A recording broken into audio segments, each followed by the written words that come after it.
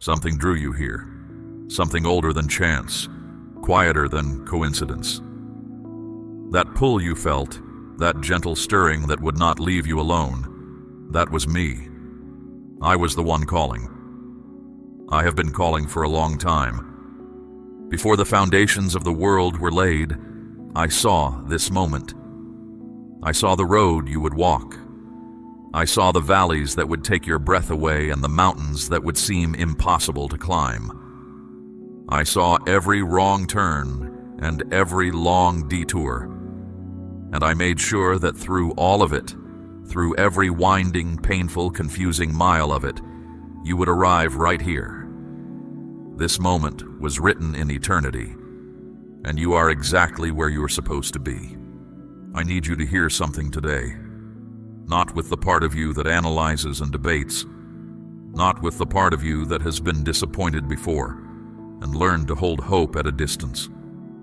I need you to hear what I am about to say with the deepest part of you, the part that already knows it is true, that has been waiting to hear it spoken plainly. You are seen. You are known. You have never been forgotten. I have watched you in the quiet. I have been there in the hours when the house was still and sleep would not come. When your mind turned over every fear, every unanswered question, every burden you had no one to hand to. I sat with you in that silence. You thought you were alone in it. You were not. I was there, closer than you knew, holding more than you could see. I did not look away. I did not grow tired of your sorrow or impatient with your grief. I held every single one as something precious. Not one tear was wasted. Not one cry went unheard. You have never prayed into an empty room. Every word you ever sent toward heaven reached me, and every word mattered. I saw you give when you'd almost nothing left. I saw you hold yourself together in public when you were falling apart in private. I watched you push through days that should have finished you. I watched you protect those you love, even when no one was protecting you. I witnessed the strength it took to keep believing when the evidence around you seemed to say that believing was foolish. I saw all of it. Not one moment has escaped my attention. I saw the betrayals that broke something in you. I watched the ones you trusted the most become the source of your deepest wounds. I witnessed how your kindness was used against you, how your loyalty was mistaken for weakness, how the people who should have covered you became the ones who exposed you to the cold. I watched you carry that pain quietly, refusing to become bitter, choosing to keep your heart open even when every instinct said to close it. That was not weakness. That was one of the most courageous things I have ever watched a person do. There were mornings you did not want to rise. There were seasons you prayed the same prayers so many times they began to feel worn, like cloth that has been washed until it grows thin. You wondered if your faith was enough. You wondered if the silence from heaven meant the answer was no. My child, the silence was never no. The silence was not even silence.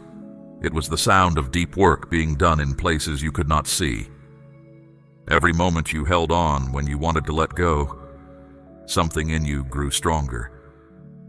Every time you chose trust when doubt would have been easier, something in you was being shaped for a purpose greater than anything you had asked me for. You were not forgotten in the waiting. A seed buried deep in dark soil cannot see the sun. It cannot feel the warmth of the season changing above it. It simply receives what I send down into the ground and grows. That is what was happening in your life during the long, quiet, seemingly fruitless stretch. You were growing, deeper than you knew, stronger than you felt. There were nights you asked me why it was taking so long, why others seemed to move forward while you stayed still, why the door kept closing just when it seemed about to open. I heard every one of those questions. I want you to know they were never impertinent. They were honest. And I love your honesty. You were not demanding more than I could give. You were reaching for what I had already promised. That kind of faith, the kind that keeps reaching even through the confusion, is not a small thing to me. And now something has changed. The season has turned. I cannot tell you the exact moment it shifted, but I can tell you that it did. Something is different now. You can feel it even if you cannot name it. There is a stirring that was not there before, a sense that the ground beneath your life is moving again, that something long dormant is beginning to wake. That is not imagination. That is confirmation. What is coming is not a small improvement on what you have known. It is the fullness of everything I promised. And I do not break my promises. Declare your Amen if you believe God has been with you through every season of your life. Now I need to tell you something that is going to reframe everything you have been through. Something that will change the way you look at the hardest seasons of your life. Because there is something that has been happening in the unseen realm. Something you did not fully understand while you were in the middle of it. The enemy has been terrified of you. Not cautious, not slightly concerned. Terrified. He has known things about you that you forgot about yourself. He has seen the anointing placed on your life, the calling, the assignment, the weight of purpose that was written over you before you took your first breath. He has watched heaven's investment in you, and he has known that when you finally step into the fullness of who I created you to be, something extraordinary will happen. Chains will break. Hearts will open. Lives will change. What I have placed in you carries the power to reach far beyond you. That is why he fought you so hard. He did not come against you because you were weak. He came against you because you were powerful. He did not oppose you because you were insignificant. He opposed you because your significance in my kingdom is far greater than he ever wanted you to discover.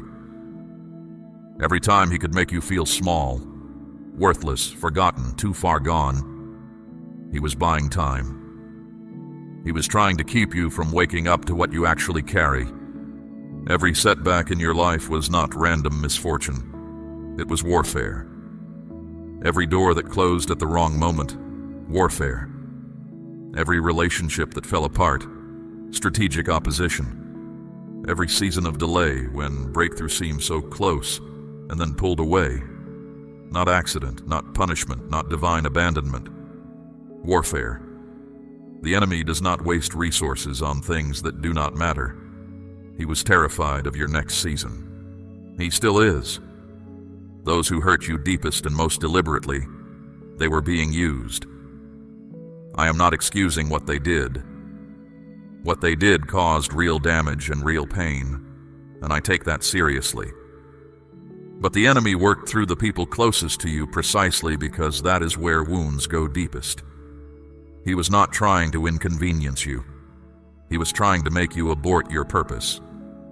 He was trying to make the pain so great that you would close your heart, give up your calling, and spend the rest of your days surviving instead of living. But you did not. You are still here.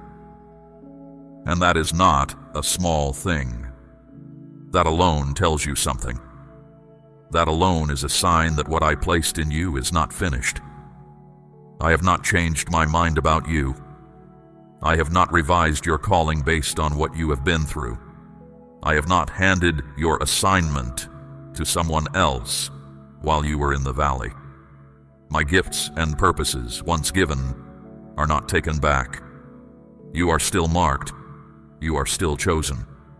The anointing on your life has not faded. It has been deepened by the very suffering the enemy meant to use against you. The fire was not punishment. It was preparation. Every moment inside it was doing something in you that comfort alone could never have built. The prolonged seasons of lack were not evidence of my absence. They were evidence of his fear. He was placing obstacle after obstacle in your path because he could see where the path was leading. He saw the destination even when you could not, and it frightened him. I want you to stop seeing your past through his eyes and start seeing it through mine.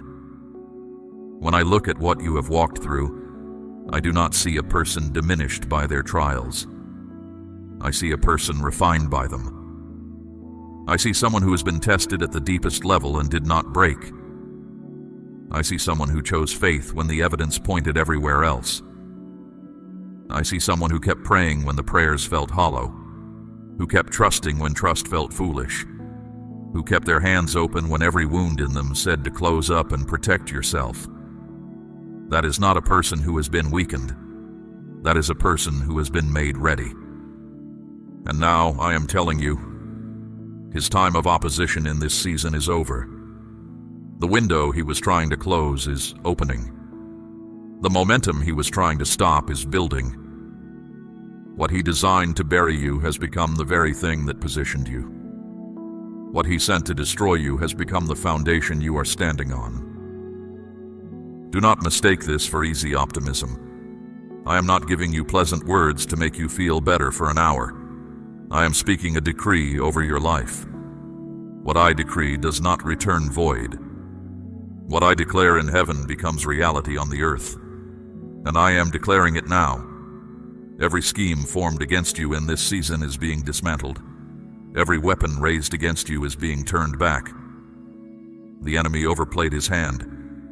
He pushed too far, pressed too hard, and crossed a line that made me move on your behalf. That is what you are feeling right now. That is the shift in the air. That is me moving. I know that you have come through this carrying wounds. I know the weariness in your bones is real. The places where trust was broken are real.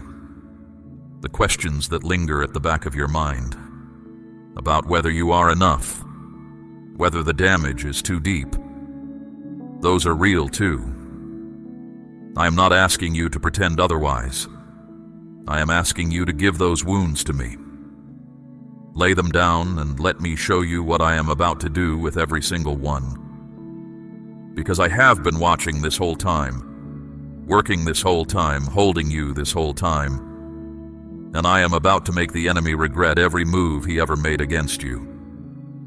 Say, I receive this, if you believe the enemy's assignment against your life is being broken right now.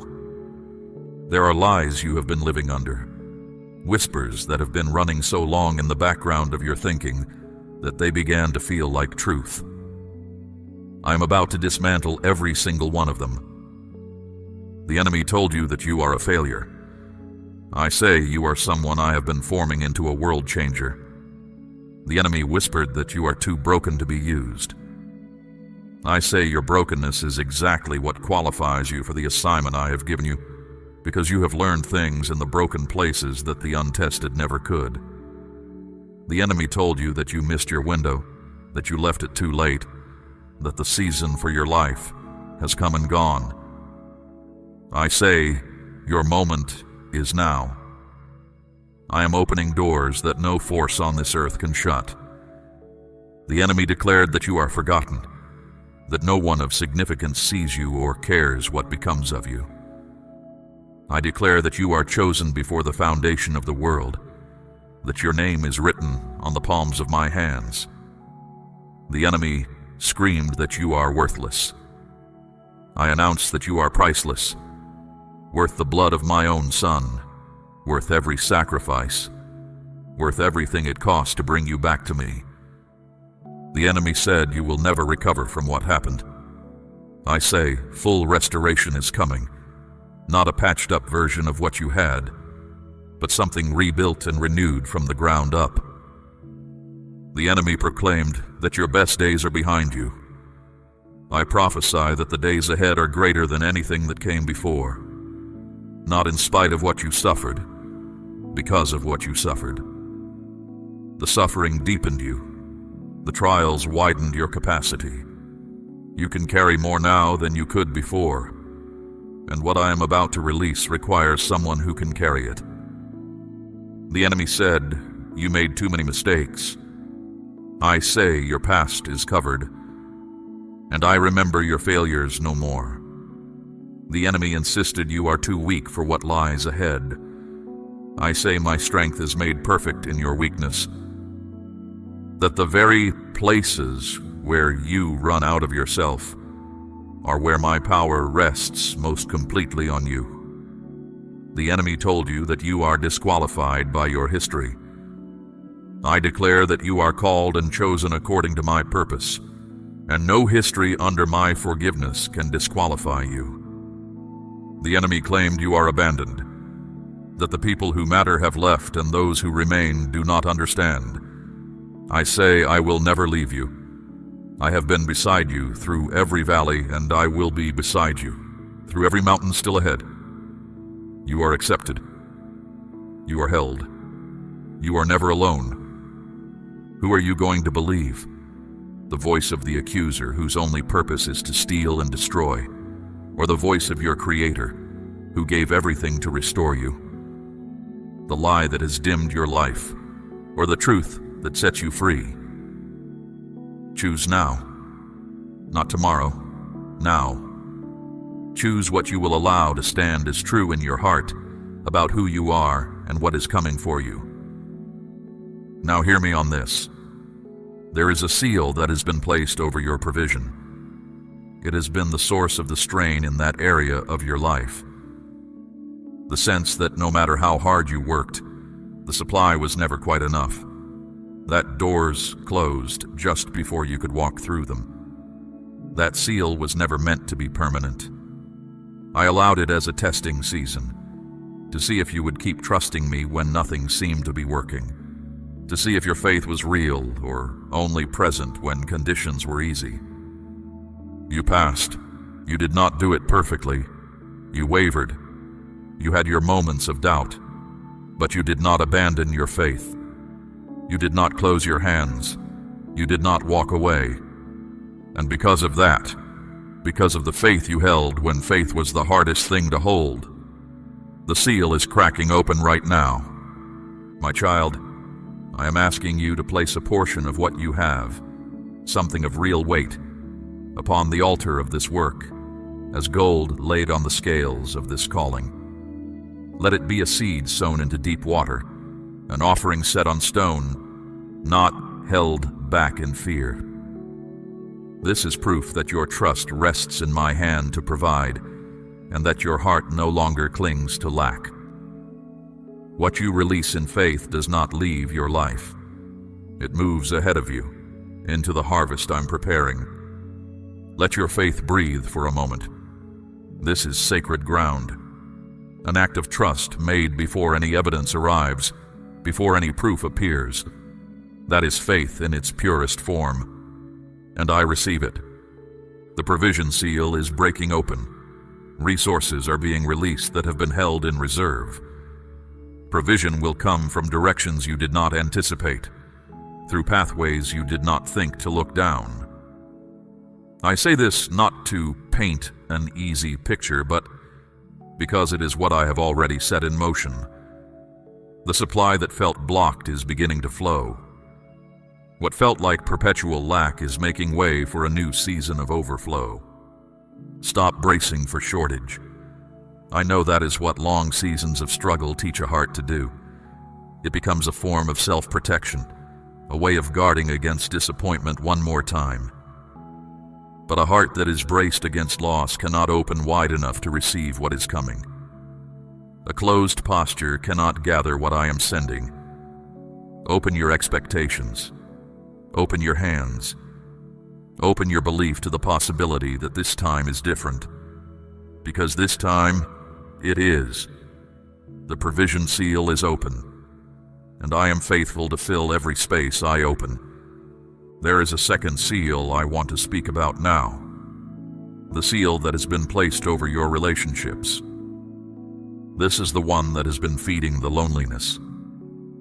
The one that made you feel as though you could be surrounded by people and still feel profoundly alone. the one that kept the right connections just out of reach, that brought people into your life who could not see your value or chose not to honor it, that left you wondering if genuine connection was even something you were made for. I know the loneliness has been deep. I know there were seasons when you looked around at what surrounded you and felt the ache of being misunderstood, underestimated, or simply unseen. I know what it is to watch others walk in the connections you longed for while you stood at a distance. I am not dismissing that pain. I witnessed every moment of it. But I need you to understand something about why the isolation came. The clearing was not only the enemy's work. I allowed some of the emptying because what was filling your life was holding you back. Some of the connections that were removed were connections that were diminishing you, not building you, not calling out the greatness I placed in you, not walking with you toward what I had prepared for your life. Some of them were comfortable in ways that were actually keeping you small. You had outgrown certain relationships, but the security of the familiar made it impossible to move forward. So I cleared space, not to wound you, to make room. What I am sending into your life now cannot arrive until the space is prepared. You cannot put new wine into old wineskins. The connections I have been holding in preparation for you, the ones who will recognize the anointing on your life, who will open doors you could not open for yourself, who will stand beside you without needing to reduce you in order to feel secure. They cannot enter a life where there is no room for them. The clearing hurt. I know it did, but it was preparation, not punishment. People are being sent from places you would not think to look. They are already in motion. A mentor who carries keys to your next level is being positioned by an arrangement you did not orchestrate. A partner who understands your purpose is on the way. Someone who will look at you and immediately recognize what you carry. They are coming. These are not random meetings. These are encounters designed in eternity and timed to the hour. When they arrive, you will know. Something in your spirit will recognize the divine fingerprint on the introduction. These connections will be different from what you have experienced before. They will not take more than they give. They will not shrink in the presence of your gifts. They will not compete with your calling or resent your growth. They will call it out. They will press you further into what I have placed in you. They will see in you what I have always seen, and they will refuse to let you settle for less. That is the nature of the divine connections I am sending. They do not flatter, they build. They do not accommodate your weaknesses. They help you grow past them. When you encounter them, hold on. They are rare. They are intentional. They are from me. I'm also speaking about restoration. Not every broken relationship will be restored. Not all of them should be, and I will give you wisdom to know the difference. But some of the severed connections that still carry weight in your heart, the ones where grief, not relief, rises when you think of them, some of those are not over. Reconciliation is coming in those places. An apology is on its way from someone you had stopped expecting to hear it from. A conversation is coming that will change the way you understand what happened. Some bridges you thought were permanently burned are being rebuilt by my hand. I know you have been careful with your heart since the last time it was broken. I know the walls went up for good reason. I am not asking you to pull them down recklessly or to trust those who have not earned it. I am asking you to trust me. Trust that I can bring the right people through every wall you have built. Trust that I can restore what genuine divine purpose holds together. Trust that the deep hunger you carry for real community, for relationships where you can be fully known and still fully loved, is not you asking for too much. It is evidence that I made you for it. I do not create longings without the capacity to fulfill them. I do not make a heart that aches for belonging and then leave that ache permanently unanswered. The longing is there because the fulfillment is coming.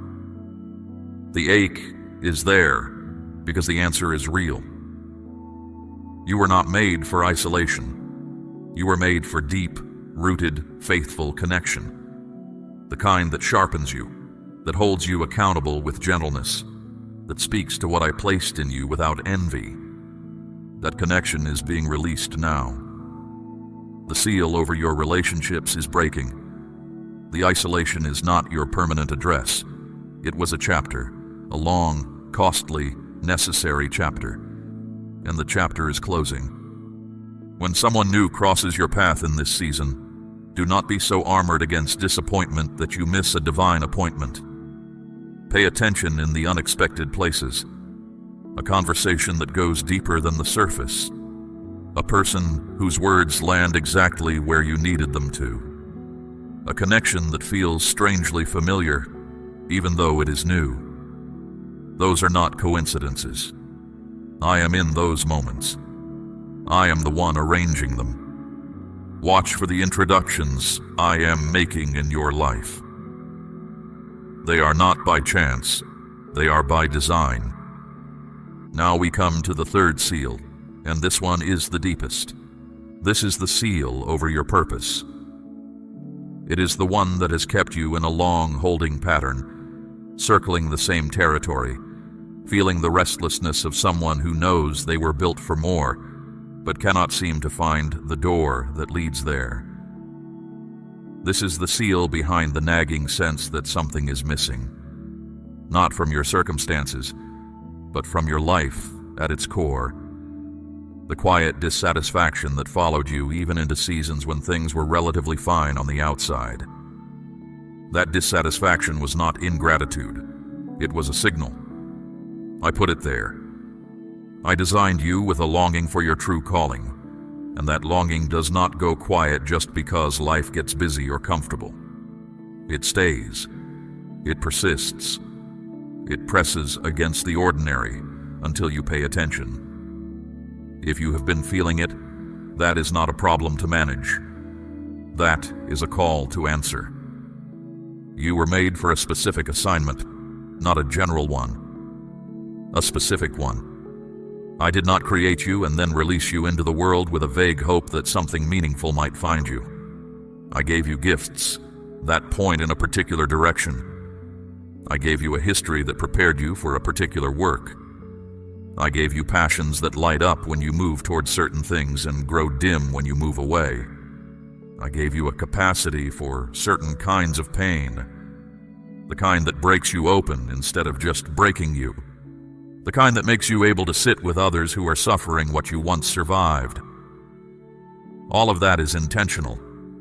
All of it is pointing somewhere. The seal over your purpose was placed there in part because of timing, and in part because of fear. The timing I will speak to in a moment, but the fear, I want to address that first, because the fear of your calling is one of the most effective tools the enemy has used against you. The fear took many shapes. The fear that you would try and fail publicly, that the thing you feel called to would expose you to ridicule or rejection. The fear that you were mistaken, that what you sense as calling is actually just wishful thinking. The fear that you have waited too long, that the opportunity has passed, that others have already done what you were meant to do. The fear that you are not qualified, that someone more prepared, more polished, more credentialed should be standing where you feel drawn to stand.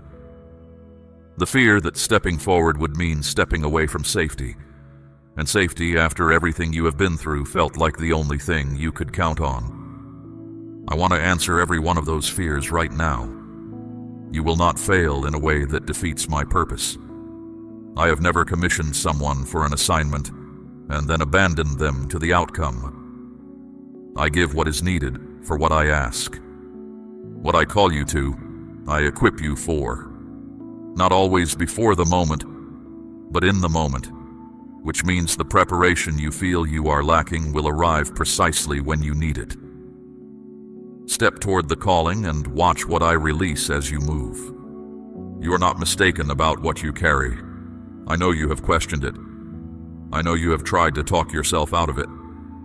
It seemed too large, too specific, too unlikely.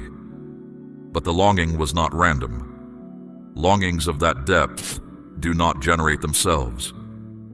I placed it in you, and I placed it there deliberately. What you feel drawn toward is not a dream you invented. It is a picture I painted inside you of what I always intended. You have not waited too long. I do not operate on the world's timeline. I do not look at your age or your history and calculate whether it is too late. I look at readiness, and readiness is something I determine, not the calendar. Many of the ones I used most powerfully came into their fullness later than the world would have expected. The prolonged preparation was not failure. It was depth being built beneath the surface. What grows slowly grows strongest. And you are qualified. Not because of credentials, because of consecration. Not because of what you have built, because of what you have been through. The very things that seem to disqualify you have shaped you for the work. The brokenness, the long seasons, the unconventional path, all of it has made you exactly right for what I am asking you to do. I do not need polished people.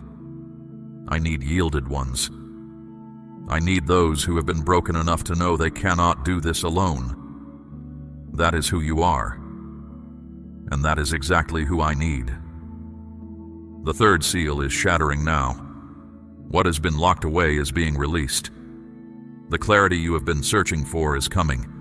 Not all at once, because I never show you everything at once. But the next step is becoming visible. The next door is opening. The path forward is beginning to illuminate beneath your feet. You do not need the full map. You only need the next step. Take it. Leave the old seasons thinking behind. You cannot carry the smallness of what was into the fullness of what is coming. Stop waiting until you feel ready. Readiness is built by moving, not by waiting. Step forward, not because you have everything figured out. Step forward because I am asking you to. That has always been enough, and it is enough today. Say, "Yes, Lord," if you are ready to walk into the purpose you were created for. Something has been set in motion in your life that I want to describe to you, because understanding it will change the way you move through the days ahead. When all three seals break, and they are breaking right now as these words reach your spirit, something is released that I can only describe this way. A drawing force. A spiritual gravity that begins to pull toward you the things I have ordained for your life. You will not need to chase what is yours.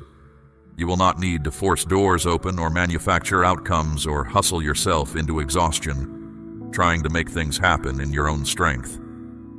What is meant for you will begin finding you. Resources will start moving in your direction. Not always in the ways you expect. I rarely work in the ways you expect because my paths are wider than your plans. An unexpected provision will arrive from a source you did not think to look to. Something you had written off will resurface. A door you stopped knocking on will open. An opportunity you never applied for will present itself. This is not luck. This is the law of my kingdom, working on your behalf. The same law that says when you seek first what belongs to me, everything else is added. You have been seeking. The addition is coming. People will begin moving toward you rather than away from you. The right voices will find their way into your circle. Those who carry keys to your next level are being drawn by a force they may not even understand. They will simply sense that they need to know you, that something in them recognizes something in you. Let them in. They are not accidents. When the right connection arrives wearing the face of a coincidence, know that I arrange the meeting. Nothing in this season is random. Everything that finds you is being sent. Favor will begin opening what opposition closed. Systems and structures that seem to work against you will shift. People who overlooked you will suddenly see you clearly. Processes that dragged and stalled will move forward. The ground that was hard beneath your feet is softening. What was resistant is becoming cooperative. Favor is not something you earn. It is something I grant, and I am granting it over your life right now in measure you have not experienced before. But I need to warn you about something.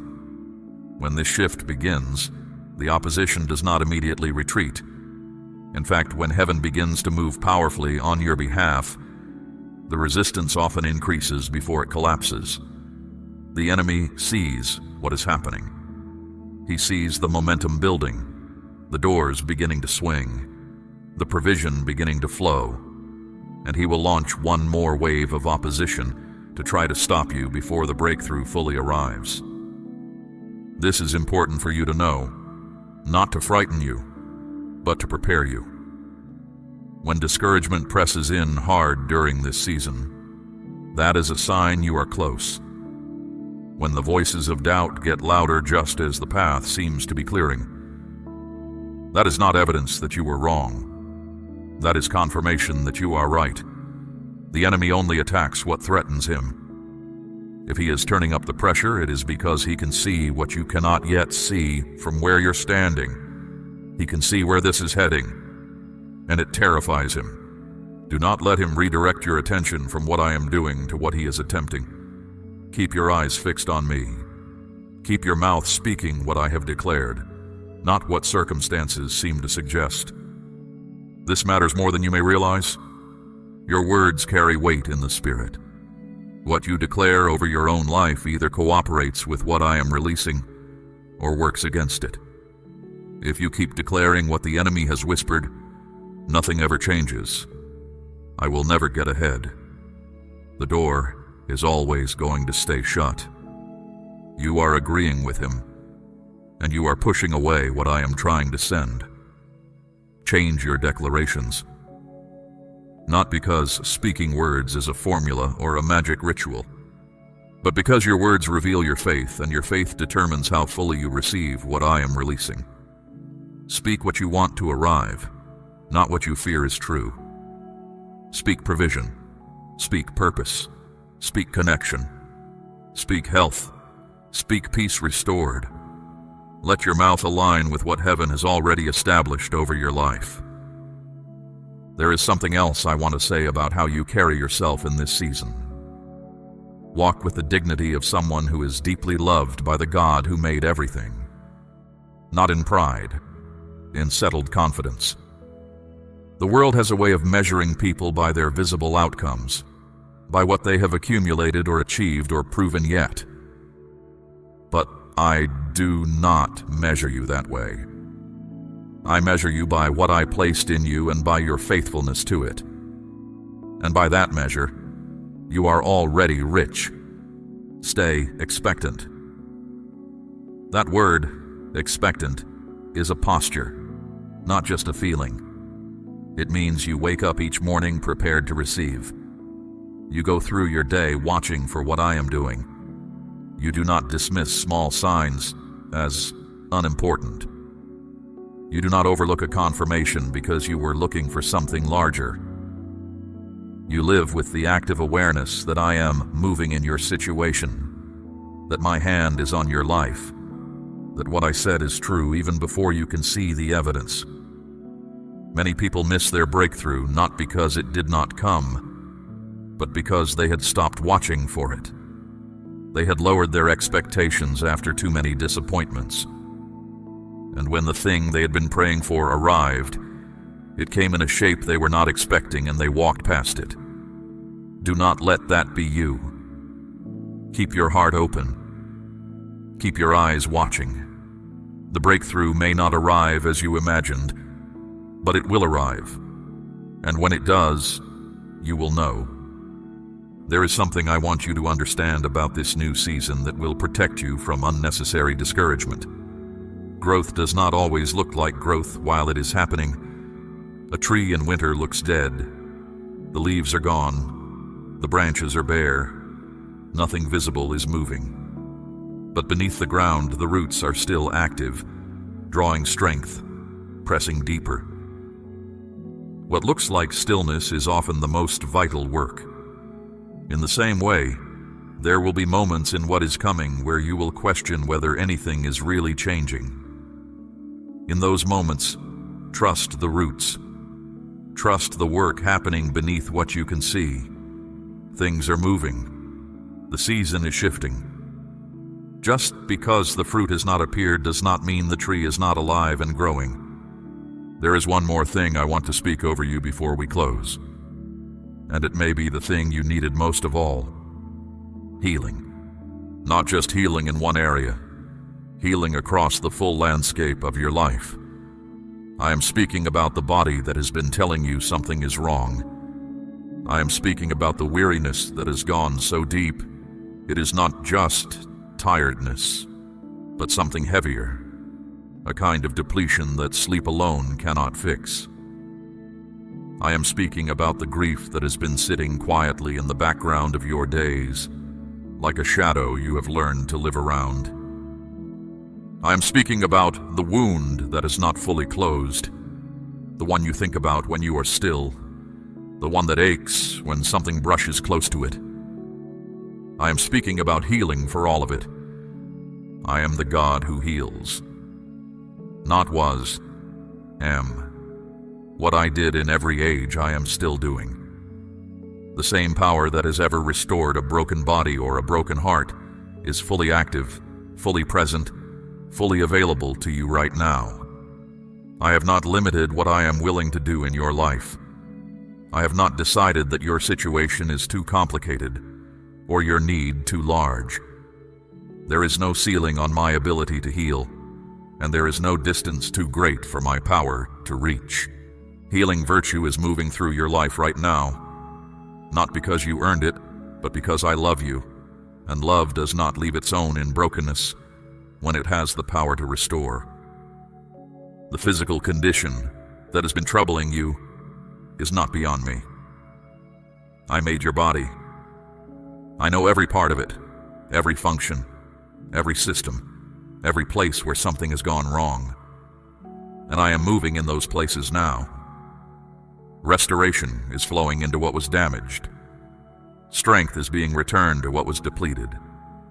What the long season stole from you physically is being rebuilt by my hand. And the healing I am releasing is not only for your body, it is for the parts of you that pain has bent out of shape over the years. The part of you that learned to expect the worst because hope had let you down too many times. The part of you that stopped fully feeling things because feeling them was too costly. The part of you that wanted to trust but built walls instead, because the last time you trusted someone it cost you dearly. I'm healing those parts, gently, not by force. You cannot be forced into openness, but steadily as you allow me in, as you keep giving me the places that hurt instead of hiding them away. Steadily and surely I'm making you whole. I want to say something specific about the peace that has been missing. There is a particular kind of peace, a deep settledness that lives below the surface of circumstances, that holds you even when everything around you is in motion, that I designed you to carry. It is the peace that passes understanding, the peace that the world did not give you and the world cannot take from you. That peace has been robbed by the long seasons of strain and uncertainty. I am restoring it. You will begin to feel it returning, not as the absence of trouble, but as a quiet certainty beneath the trouble. An anchor that holds even when the water is rough. That is what is coming back to you. There is joy that has been buried under the weight of too many hard seasons. I am reaching for it. Not the performed kind, not the smile that covers what is still breaking underneath, but real joy. the kind that rises from the deep places, the kind that persists even when life is still complicated and not everything is resolved, the kind that is not contingent on circumstances all making sense, the joy of knowing who holds you and knowing that what holds you will not let you go. I am also restoring years. I know what was lost.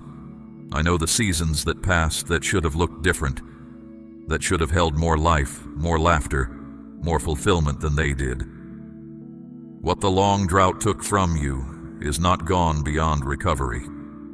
I am a God who restores. Not by going backwards, I do not take you backwards, but by giving you a compressed season of such fullness that it replenishes what was missing. What was poured out will be refilled. What was worn thin will be renewed. What was taken will be returned. The account of loss is not the final account. I want you to know something that I need you to carry with you from this moment forward. I am with you, not as a figure from history, as a living presence beside you right now. Every morning you rise, I am already there. Every step you take into the unknown, I have already gone before you. Every moment you face that you feel unequipped for, I am standing beside you in it. There is not a room you will ever walk into, not a conversation you will ever face, not a decision you will ever make alone. I am in all of it. There will be days ahead when this season will be tested. Old fears will knock at the door of your thoughts. The voice of discouragement will try to make you forget what has been declared here. In those moments, come back to what you know, not what you feel in the moment. What you know. You know that I am faithful. You know that my promises are not empty. You know that I carried you through everything before, and what carried you through before is still here, still holding, still faithful. You are more than a conqueror, not in your own strength, but in mine. You do not need to manufacture courage. You do not need to pretend the road ahead is effortless. You only need to keep walking with me on it, trusting that I see what you cannot yet see, and that what I see is already good. I went before you to prepare the way. The road you are stepping onto has already been walked by me. You are not going somewhere I have not been. Follow me. I know the way through. The greatest chapter of your life is not the one behind you. It is the one beginning right now. Every promise spoken here belongs to you. Receive it, walk in it, and watch what I do. This is not the end of a conversation. It is the beginning of a different way of walking. You have been waiting for signs, for massive shifts, for the ground to tremble, but I am often found in the quiet persistence of your next right step. Do not look for applause or validation from the world to confirm your progress. True movement is internal, measured by your alignment with truth, not by the noise around you. Keep your focus steady.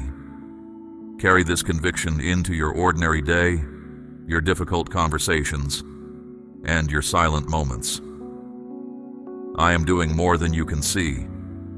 Declare, I trust you, Lord, if you receive everything spoken over your life today. We run on viewer support only. For exclusive member-only content, scan the QR or see the pinned comment. God bless you.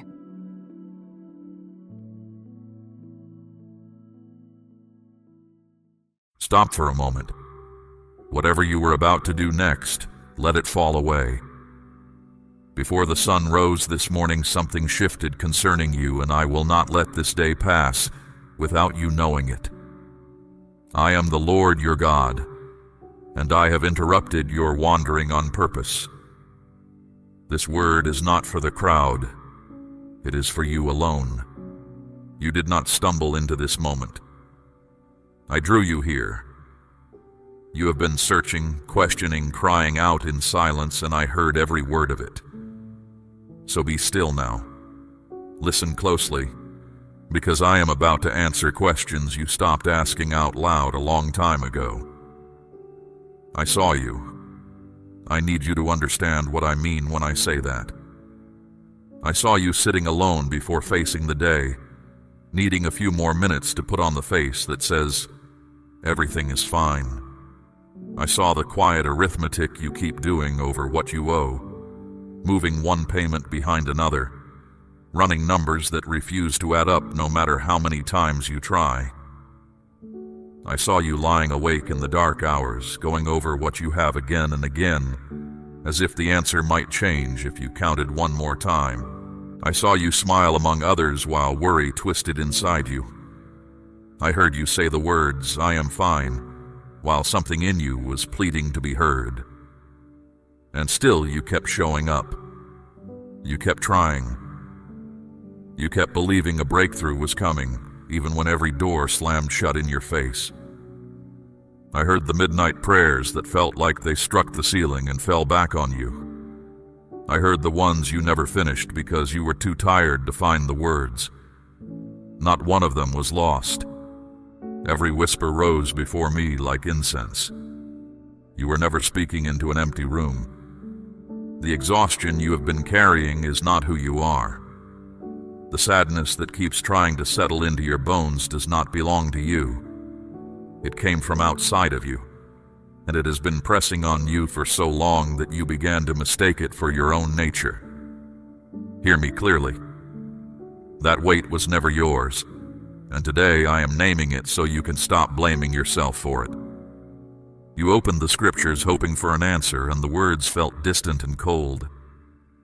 You are not the first of mine to know that silence. Many have cried out from caves and prison floors and dry wilderness places, and they too wondered if I had turned away. I had not turned from them. I have not turned from you. There is a reason this word is reaching you now, and not a year ago. A year ago, you would have taken it as a kind thought and let it go. Now you are worn enough to be honest and hungry enough to hold on. That honesty is not weakness. It is the open door through which I am about to speak. So do not treat these words lightly, for they carry weight you cannot yet measure. If you turn away now, you will walk past the very confirmation you asked me for, the sign you longed to see, the answer you begged me to release.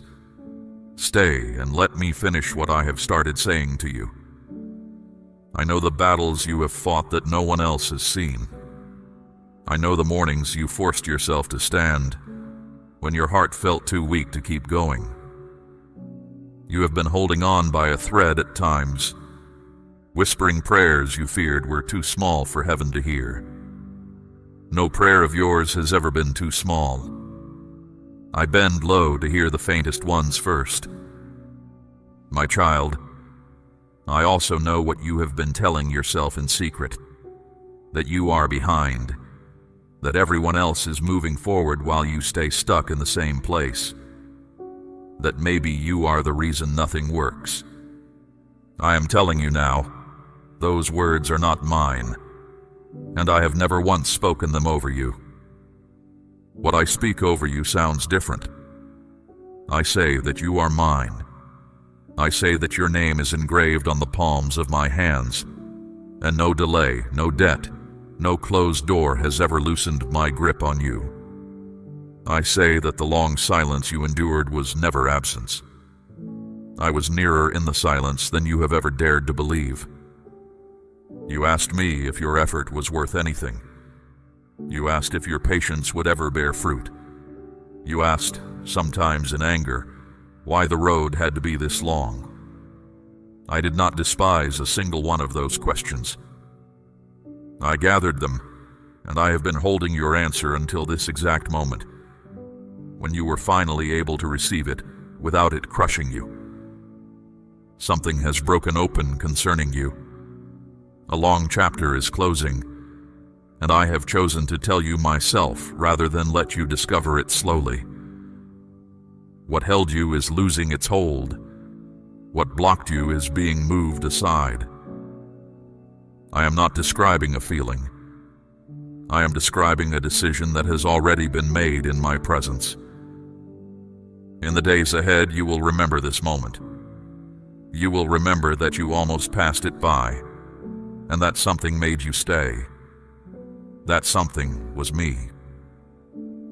I stopped you here because I have a word to place in your hands, and I intend to finish speaking it over you before this hour ends. So take a breath. Loosen the grip you have been keeping on your own worry.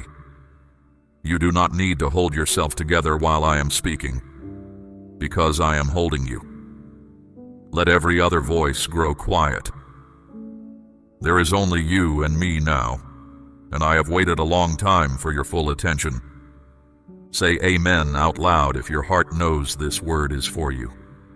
Now let me show you what you have been walking through, because you deserve to understand it. The heaviness of these past years was not bad luck. It was not weakness in you. There has been a long and deliberate opposition arranged against your life, and it worked in the dark precisely so you would blame yourself for its damage. It pressed against your provision. Money that should have reached you was delayed.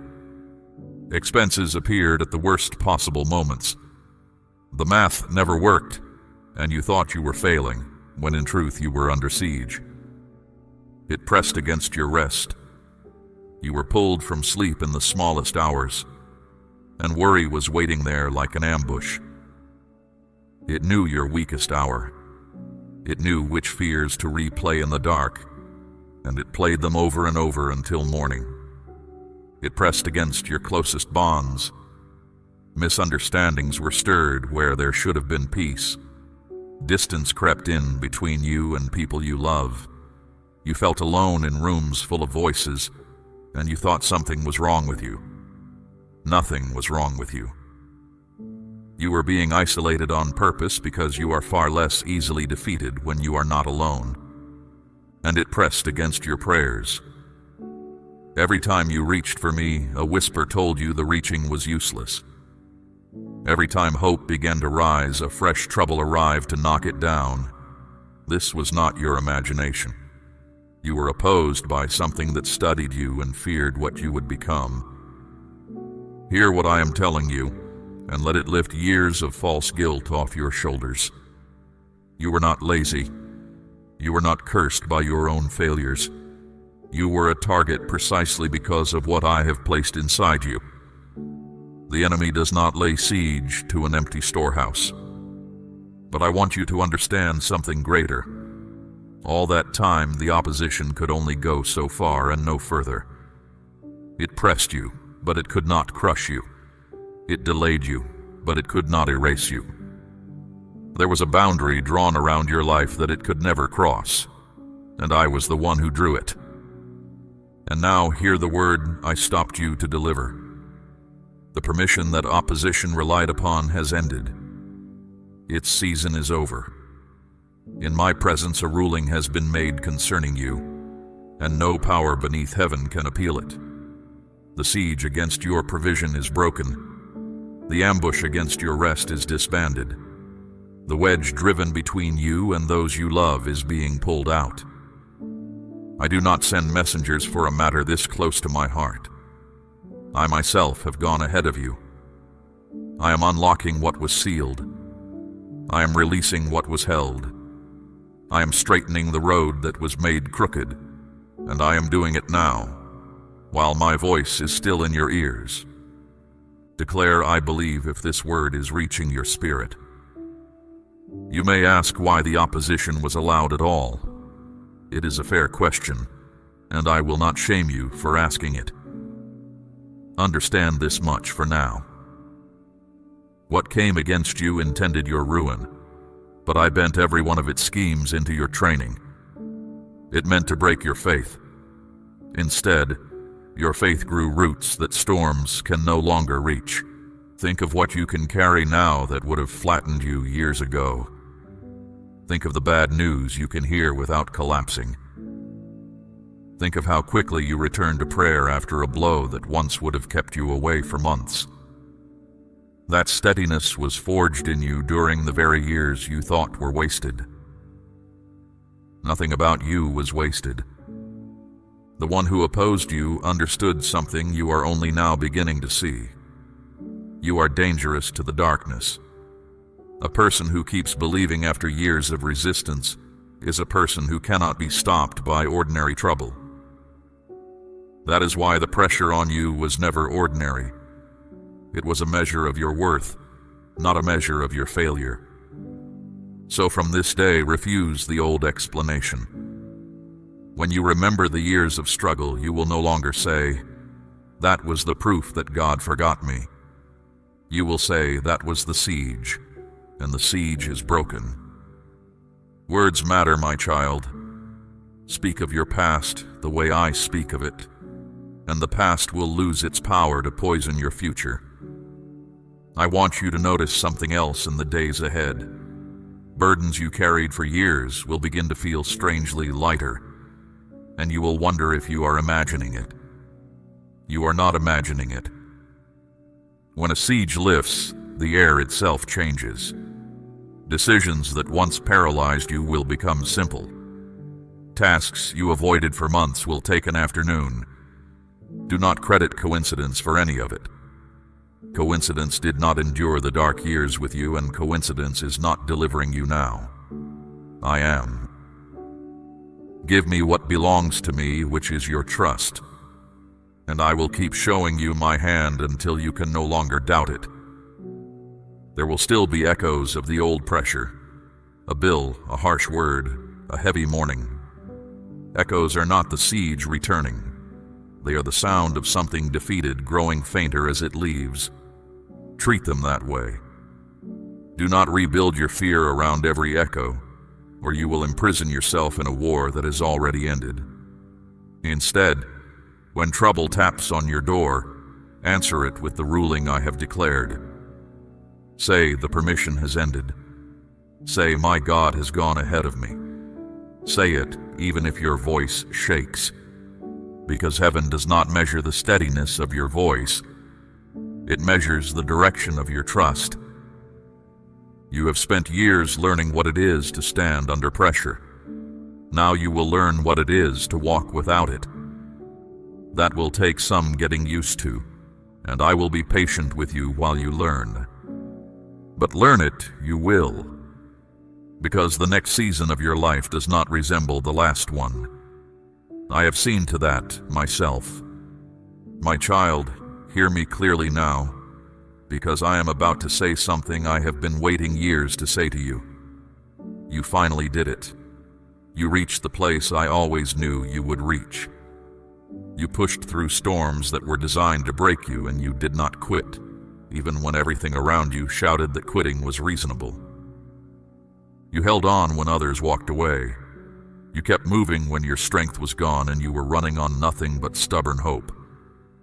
You stood in the fire, and though it burned, you walked out, carrying something the fire could not touch. This moment is not an accident. It is the fruit of your endurance, and I, your God, am proud of you. You thought I was punishing you. I was not. Every trial was shaping something in you that ease could never have built. Every closed door was my hand between you and harm you could not see. I was never against you. I was always for you, even on the days you cursed the road I had you walking. I saw you fight silent battles no one else even noticed. You thought no one cared. I cared. You thought no one was listening. I was listening. In the moments you felt most alone, my presence filled that room, whether you sensed it or not. Now, before I speak of what comes next, I have an instruction for you, and I ask you to receive it with an open heart.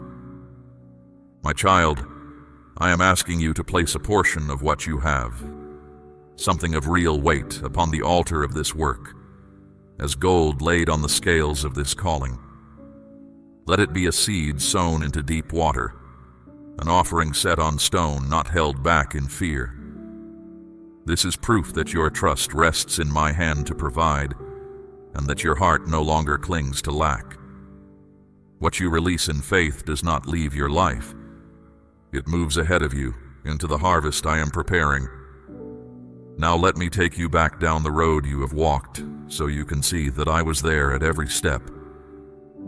You have carried pain you never asked to carry.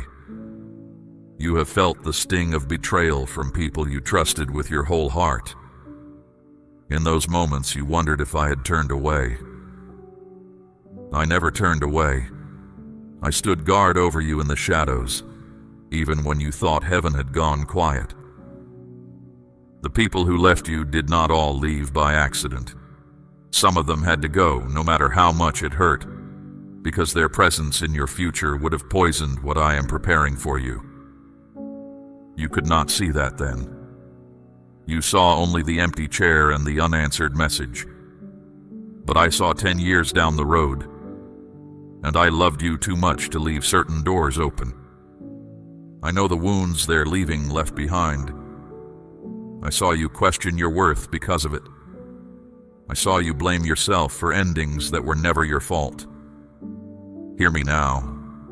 Their departure was not a verdict on your value. Sometimes I remove people the way a builder removes scaffolding, because the true structure is ready to stand. And the doors that slammed shut, the opportunities that slipped through your fingers at the last moment, the plans that crumbled after you had worked so hard to build them. You asked me why everyone else seemed to move forward while you stood still. My child, those refusals were not rejection. If I had opened certain doors when you begged for them, what waited behind them would have wounded you, not blessed you. There is a timing to every release, and I do not explain it in advance because trust that demands full explanation is not trust at all. But I will tell you this. Not one of those delays was carelessness. Each one was measured. Each one had a purpose you will one day see plainly. And when you see it, you will thank me for every door I refuse to open. You also wrestled with doubt, and I want to speak to that directly. You asked God, are you even real? Do you still hear me? Have you forgotten me? I never condemned you for those questions. I saw the weight you carried when you asked them, and I stayed closer to you in those hours than you ever realized. Doubt asked in the dark is still a form of reaching for me. The one who has truly given up does not bother to ask anything at all. You kept asking. That means the thread between us never broke, no matter how thin it felt. I have held my end of that thread through everything, and I am holding it now. Do you remember the nights you sat in the dark and whispered words you thought no one would ever hear? I heard them. You thought you were speaking into emptiness, but those whispers reached my throne before they finished leaving your lips. Even when you said nothing at all, when you only sat in silence because the words had run out, I knew what your heart was asking. I answered some of those silent prayers years ago, in ways you have not yet traced back to me. So let this settle into your soul. You were never unseen. You were never forgotten. You were never unloved. Everything you endured has carried you to this exact moment, and this moment is not the end of your story. It is the hinge on which your story turns. I am not honoring you today because you were perfect. You were not, and I have never once required that of you. I am honoring you because you stayed. Because when leaving was easier, you remained. Because when despair made its best argument, you went to sleep, woke up, and tried again. Heaven does not overlook that kind of courage. I certainly have not. There is one more weight I must lift from you before we go forward, and that is the shame you have been carrying in secret.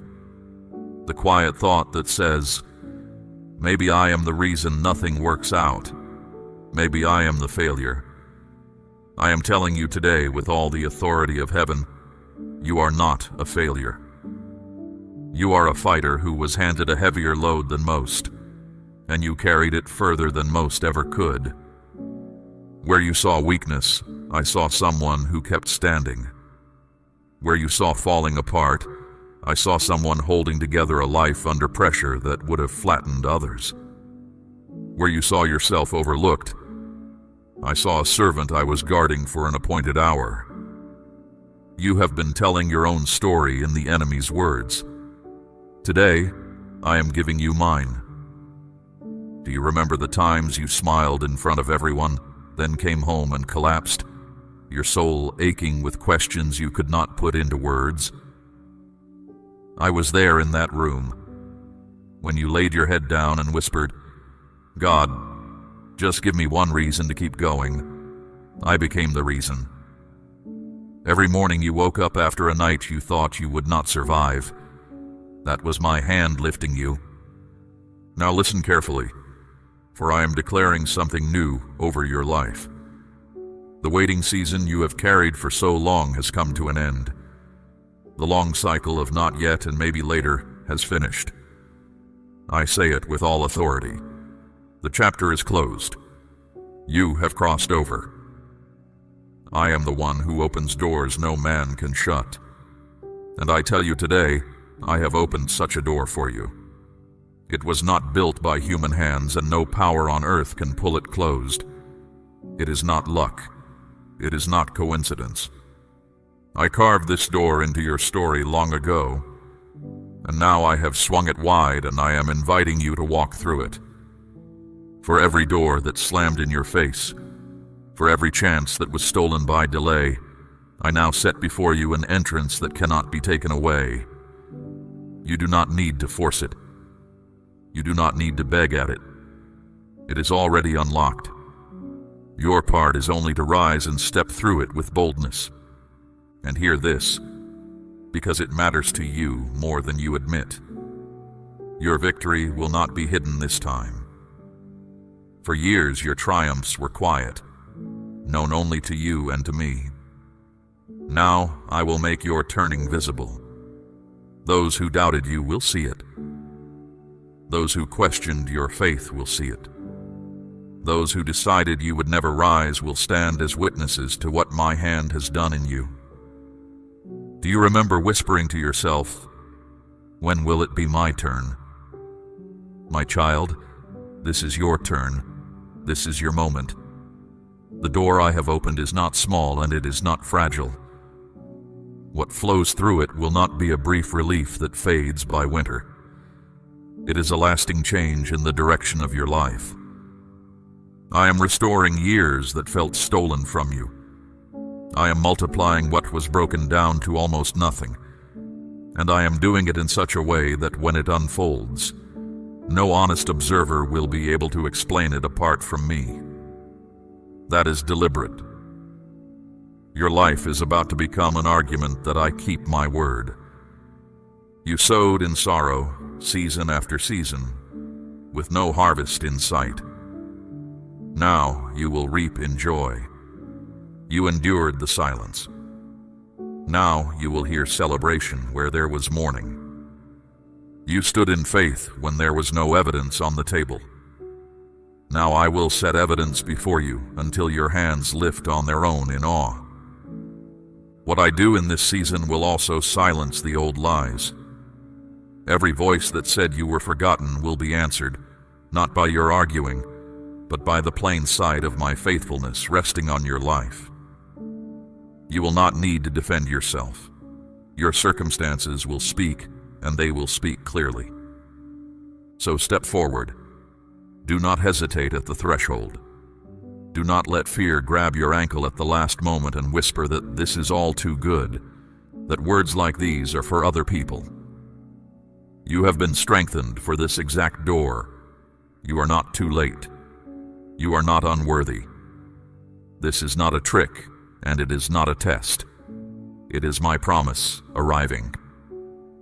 I know that after years of disappointment, hope itself can feel dangerous. You learned to keep your expectations low so that life could not hurt you again. That habit protected you once. It cannot come with you through this door. On the other side, you will need the courage to expect good things again, and I will teach it back to you gently, one fulfilled promise at a time. Start small if you must. Expect me in one thing this week. Place one need in my hands and refuse to take it back. When I answer, mark it. Let that answer become a stone of remembrance and build on it. This is how a heart that was taught to brace itself learns instead to stand up straight. And when you walk through this door, do not look back over your shoulder as if the old season might chase you down and reclaim you. It cannot. A closed chapter has no authority over an open one. I have placed the ending myself, and what I end stays ended. And do not wait until you feel worthy to begin walking. Worthiness was never the price of entry. I opened this door because of who I am and because of what I have decided concerning you. Your feelings will catch up to the truth in time. Until they do, let the truth lead and let the feelings follow behind. Lift your head, my child. Straighten your back. You have spent enough years walking with your eyes on the ground, braced for the next blow. The next steps you take will be different, because the ground itself has changed. You are not walking toward the promise anymore. You are walking in it. Now let me show you what I am placing in your hands, so you will recognize each blessing as it arrives, and know exactly where it came from. These are not small things. They are not passing kindnesses. They are lasting portions, and I have set 5 of them aside with your name on each one. First, I am giving you peace, not the fragile calm the world offers, the kind that shatters at the first piece of bad news. My peace, the kind that stands guard over your mind like a soldier at a gate. You once lay awake dreading tomorrow. Now when your head touches the pillow, my peace will meet you there, and rest will stop being a battle. Where confusion ruled, clarity will guide you. Where fear whispered, courage will answer. This peace does not depend on your circumstances improving first. It arrives before the circumstances change, which is how you will know it is mine. The world's calm follows good news. My peace walks ahead of it. Second, I am bringing provision. The days of counting what you have and finding it lacking are closing. I fed my people with bread from the sky in a wilderness where nothing grew. I took a few loaves and small fish and fed thousands with baskets left over. I have not changed. What is in your hands right now looks small to you. Place it in mine and see what I make of it. Do not fear lack anymore. Fear of lack is a habit from the siege years, and the siege is over. I will supply what you need, and beyond that, I will surprise you. Provision will arrive from directions you never mapped, through hands you never expected, at moments so precise that you will laugh at the timing. That laugh will be worship, and I will receive it gladly. Third, restoration. What was lost, what was torn, what was broken while you were too tired to defend it, I am restoring. Joy will move back into the rooms where sorrow lived. Bonds that were wounded will be healed, some of them so completely that the wound itself becomes a place of unusual strength. Nothing is too broken for me to rebuild. Nothing has drifted so far that I cannot return it. Even the years themselves I will redeem. You have grieved the time you think you lost, the seasons that seem to produce nothing. But I waste nothing, not even the barren stretches. A field left fallow is not a dead field. It is a field gathering richness for a harvest the constantly worked ground could never yield. You are about to harvest from years you had written off. Fourth, healing. For your body, worn down by carrying tension it was never meant to hold. For your mind, tired of running the same anxious circles. For your heart, still tender in places you do not let anyone touch. I am the one who binds up the brokenhearted, and I am attending to you personally, not sending the work to another. Where sickness drained your strength, renewal is coming. Where grief pressed you down, I am lifting. You will notice it in small ways first. A morning without the familiar dread. A memory that surfaces without the old sting. Breath that comes easier. Do not dismiss those small mercies. They are the first drops before rain. Fifth, joy. Real joy. Not the thin kind that evaporates when trouble returns. This joy is rooted in my love, which does not move. So it will hold in every weather. You will laugh again without checking over your shoulder. You will find yourself singing at odd moments and wonder where the song came from. It came from me. It was always yours. It is simply coming home. Speak the words, "I receive it," if your hands are open today. Understand, my child, why this outpouring comes now. Your perseverance positioned you for it. Many gave up in the middle of the road. You did not. Many turned back when the way grew dark. You pressed on. Because you stayed, because you endured, because you kept rising, you are standing exactly where the rain is about to fall. The miracle you thought was delayed was never sitting idle. It was a seed beneath the soil the whole time. While you saw nothing but bare ground, roots were spreading deep and a foundation was forming in secret. What you prayed for in hiddenness is now breaking the surface, and what breaks the surface after that kind of rooting does not wither easily. And these 5 portions are not for a moment. They are the opening of a new chapter, not a brief festival before the old life resumes. You will walk in peace daily. You will live in provision without the old dread. You will carry restoration and healing that others can feel when they stand near you. You will overflow with a joy that cannot be explained by your circumstances. That overflow has a purpose beyond you. Others will notice the change and ask, "How did you make it through? How are you standing? What happened to you?" And you will point to me. Your life will become a doorway through which weary people find their way back to hope. I am blessing you in a manner designed to spill over, because that is how my kingdom moves through the earth. You will be a bearer of peace to the troubled, a voice of courage to the ones about to quit, living proof to the hurting that I still heal, still restore, still lift up those who refuse to let go of me. This is part of why you were allowed to walk so hard a road. No one learns to carry water for others in a land where it has never been scarce. So lift your hands and receive all 5 portions without apology. You do not need to earn them now. The staying was the sowing, and this is the harvest. I, the Lord your God, am faithful, and I keep every promise I make. This is your season of blessing. Take it from my hand. Now that I have opened the door and named the blessings, I must also prepare you, because every new season carries both promise and danger. What I am placing in your hands is powerful, and powerful things must be guarded. I tell you this not to frighten you, but because a shepherd who sees the wolf and says nothing loves no one. Be careful first of pride. When the change in your life becomes visible, when people begin to notice and ask questions, a quiet voice will suggest, "You did this yourself."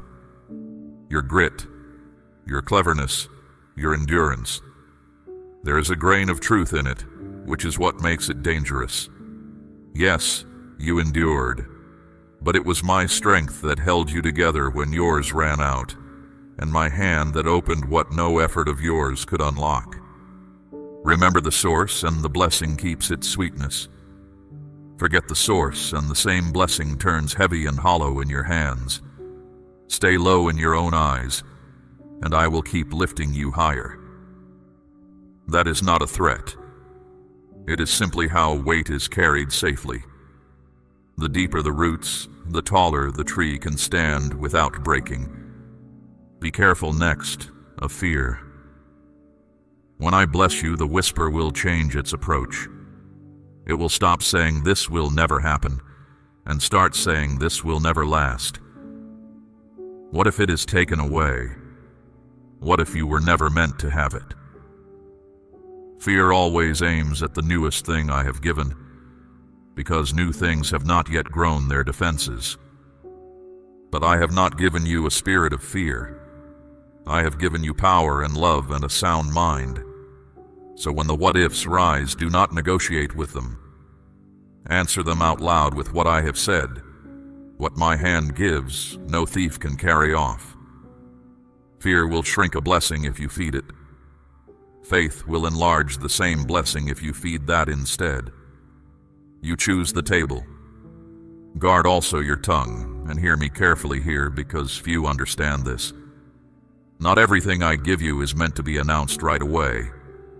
Some blessings must stay hidden for a season, like a root taking hold, so they can grow strong before they are exposed to other eyes. Announced too soon, they draw envy, doubt, and interference before they can stand on their own. Remember Joseph.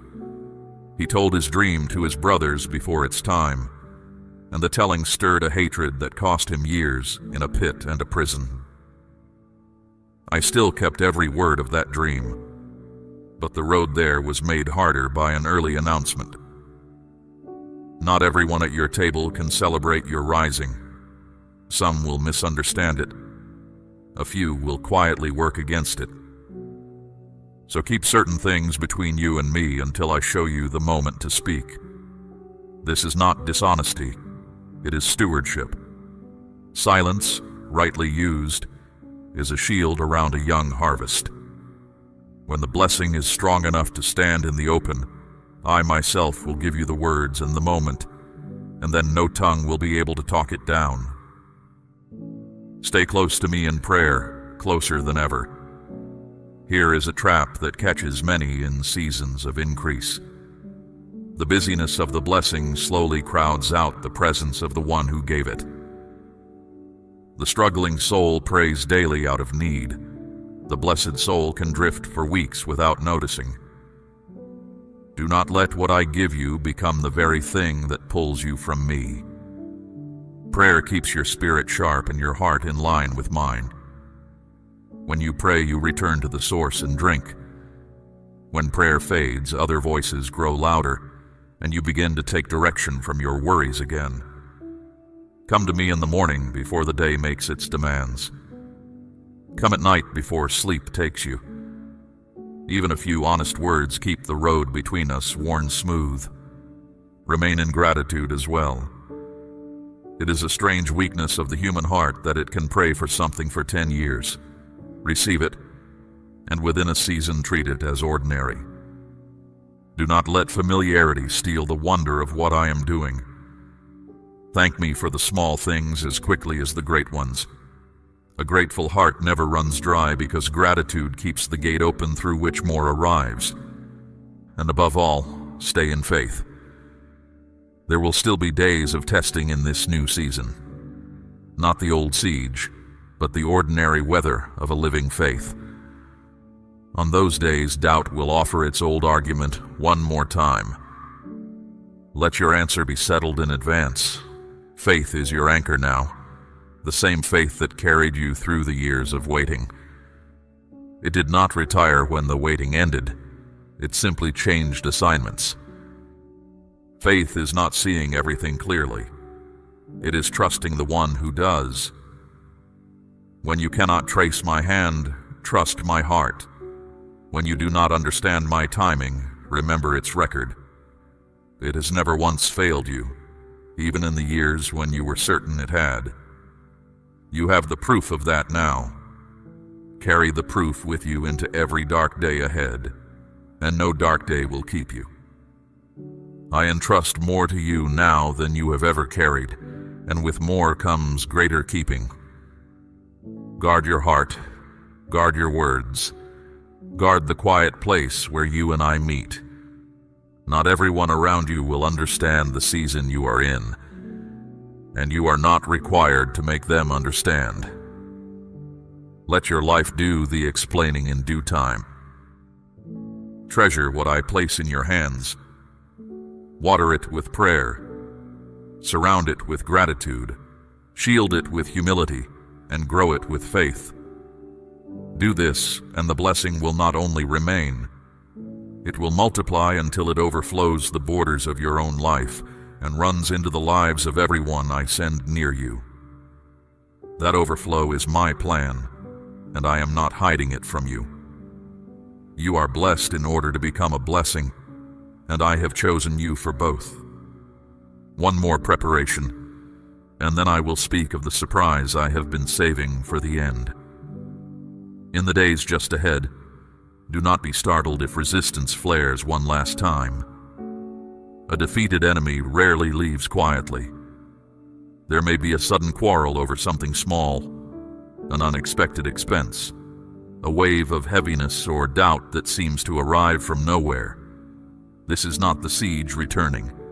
This is the noise of a retreat. When it comes, do not panic and do not despair. Recognize it, name it, and answer it out loud. Say, I know what this is, and it has no claim on me anymore. The permission has ended, and my God walks ahead of me. Then continue on your way. Opposition that is answered calmly loses its power twice as fast, because its only real weapon was your fear. Now, my child, let me set two roads before you, because what you do with this word will decide which one you travel. On the first road you let this hour fade. You are stirred today, but by tomorrow the old voice returns, whispering that words like these are for other people, and you agree with it out of habit. Months from now you are still circling the same worries, still braced for the next blow, wondering why nothing shifted. On the second road you take me at my word. You rise tomorrow and speak of your past the way I have spoken of it tonight. You place one need in my hands and refuse to take it back. You guard the blessing. Stay near me in prayer and step through the door I have opened without looking over your shoulder. On that road, months from now, your own life has become the evidence, and the people around you are asking what changed. The two roads are real, and the choosing is happening now, not someday. Choose the second road. Not because I demand it coldly, but because everything in me longs to see you walk it, and everything I have prepared is waiting along its way. And now the surprise. It is not a possession, though provision is coming. It is not a single answered request, though answers are already in motion. The surprise is this: you were never forgotten. Not for 1 hour of one day of all those years. Every prayer you thought had gone unanswered was being kept, the way a faithful steward keeps an inheritance until the heir comes of age. The nights you felt abandoned, I was in the room. The delays that broke your heart were my hand holding back what would have harmed you. The doors that closed were my mercy wearing a disguise you could not recognize at the time. You believed you were fighting alone, and the whole time heaven was arranged around you like an army you could not see. Even when my silence felt like absence, it was nearer to a held breath. There is a kind of quiet that comes before a great unveiling, when everything is prepared, and the only thing remaining is the right moment. You have been living inside that quiet. It was never emptiness. It was the stillness of a table already set, waiting for you to be brought to it. The breakthrough you begged for was not withheld out of reluctance. It was held in trust until you stood where receiving it would establish you instead of scattering you. Not perfect, for I never required perfection. Positioned, ready in the way that matters. And here you are, and here it is. And this meeting of the two is what I have been arranging all along. So receive it. Stop analyzing whether a word this kind could truly be for you. Stop demanding one more proof before you let yourself hope. Open your hands. Open your heart. Receive the turning that is already in motion, the ruling already declared, the door already open, the 5 portions already set aside with your name on them. Say, "Yes, Lord," if you are ready to walk through the door I have opened. And know this as you go: you will not walk into the new season alone. I did not carry you through the fire only to release you at the edge of the garden. As I was with you in the trial, I will be with you in the blessing. Closer, in fact, because you now know my voice in a way that only the long road could teach you. You once worried about what tomorrow would bring. Let that worry retire now. I hold tomorrow already.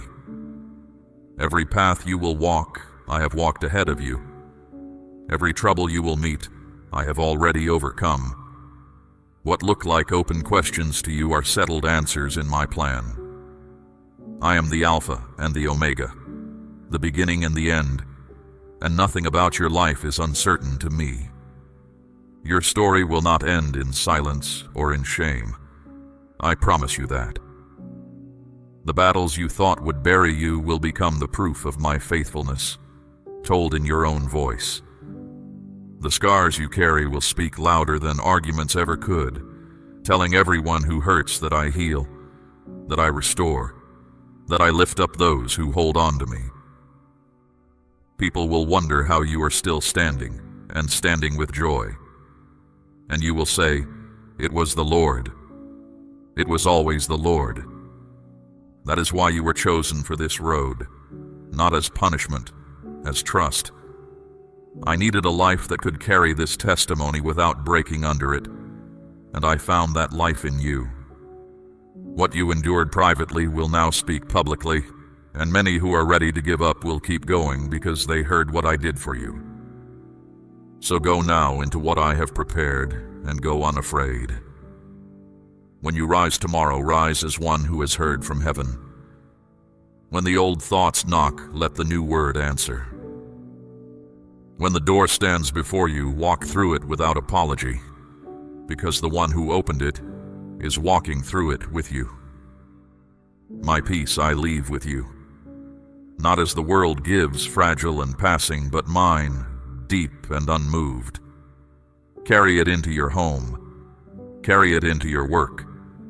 Carry it into every room that once knew your worry, and let it change the air of your whole life. I have loved you with an everlasting love. I loved you through the years you felt unlovable, and I will love you through every year that remains and beyond them all. Nothing you did made me begin, and nothing you could do would make me stop. This is the ground you stand on now. It does not shake. The waiting is over. The door is open. The blessing is released, and I myself go with you. Rise, my child, and walk into it.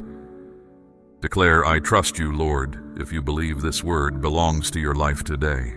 We run on viewer support only. For exclusive member-only content, scan the QR or see the pinned comment. God bless you.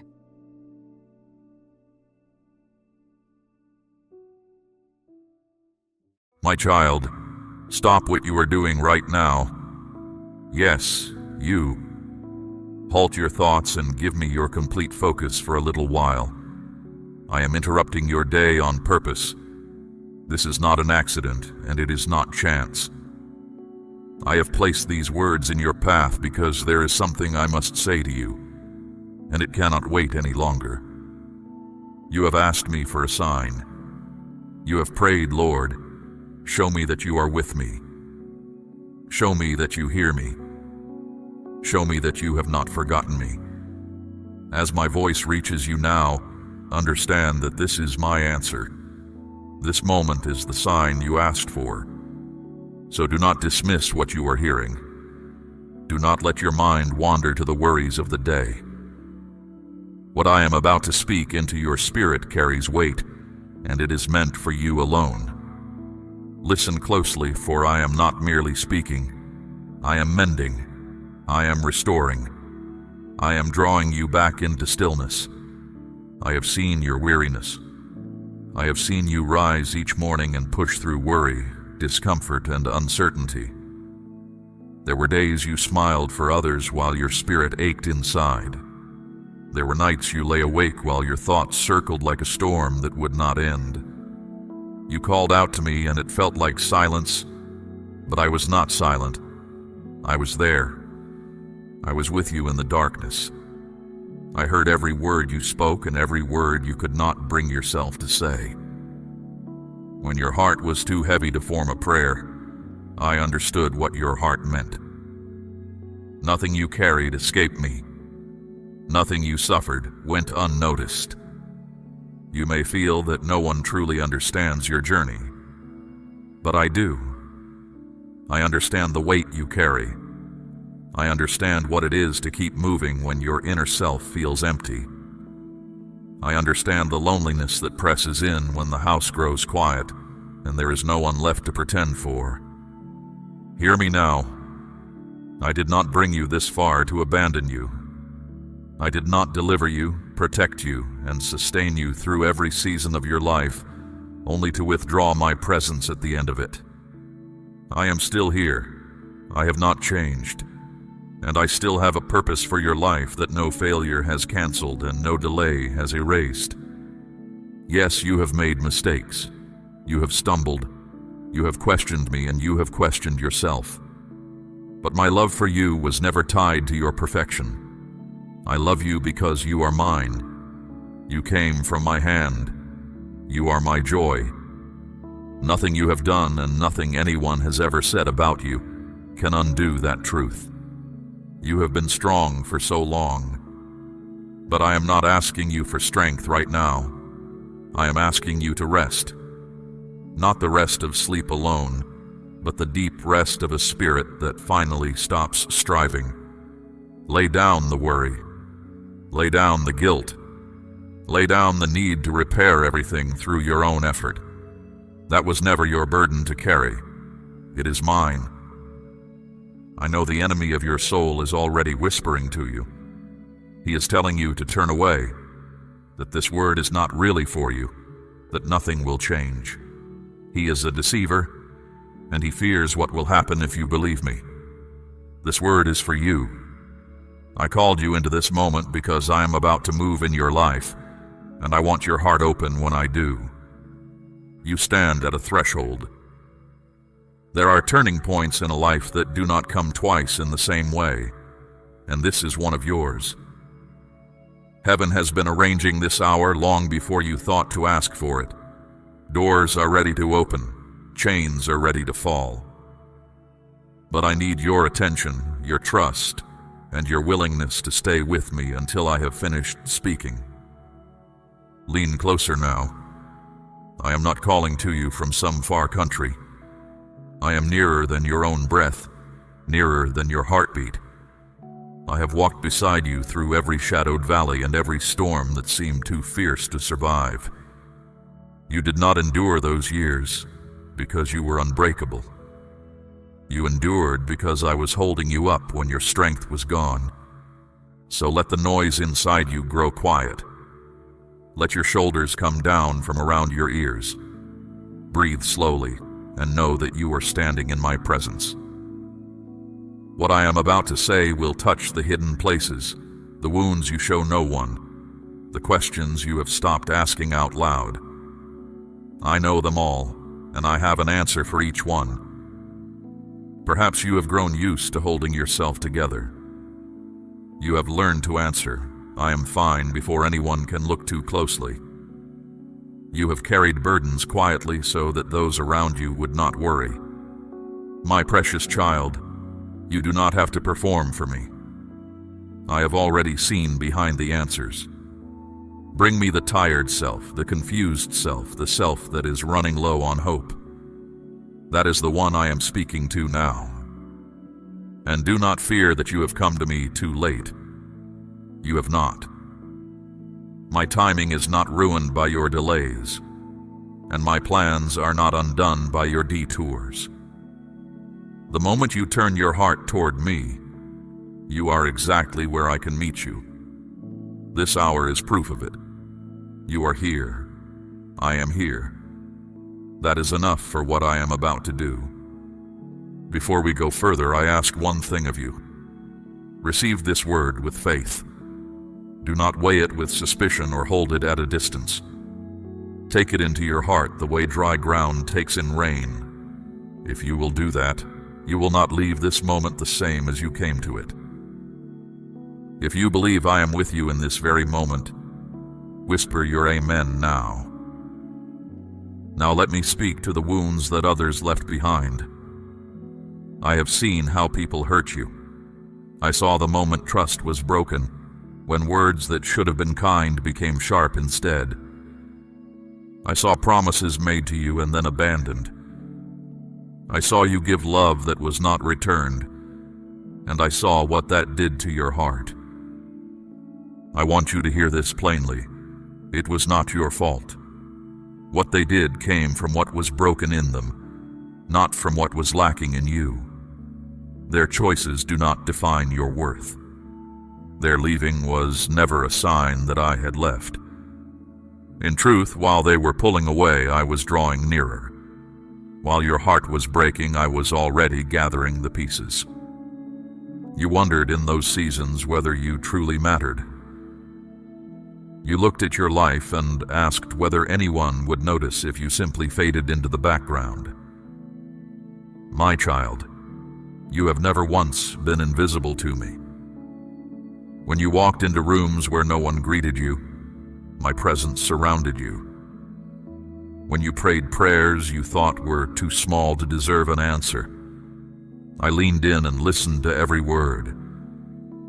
And I know about the other voice, the one that speaks when you are alone, the one that murmurs, "You are not enough.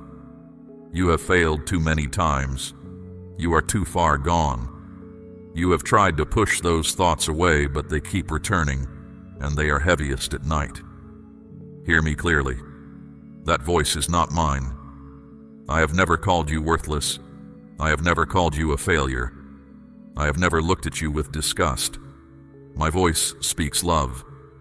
My voice declares that you are pardoned, chosen, and wanted.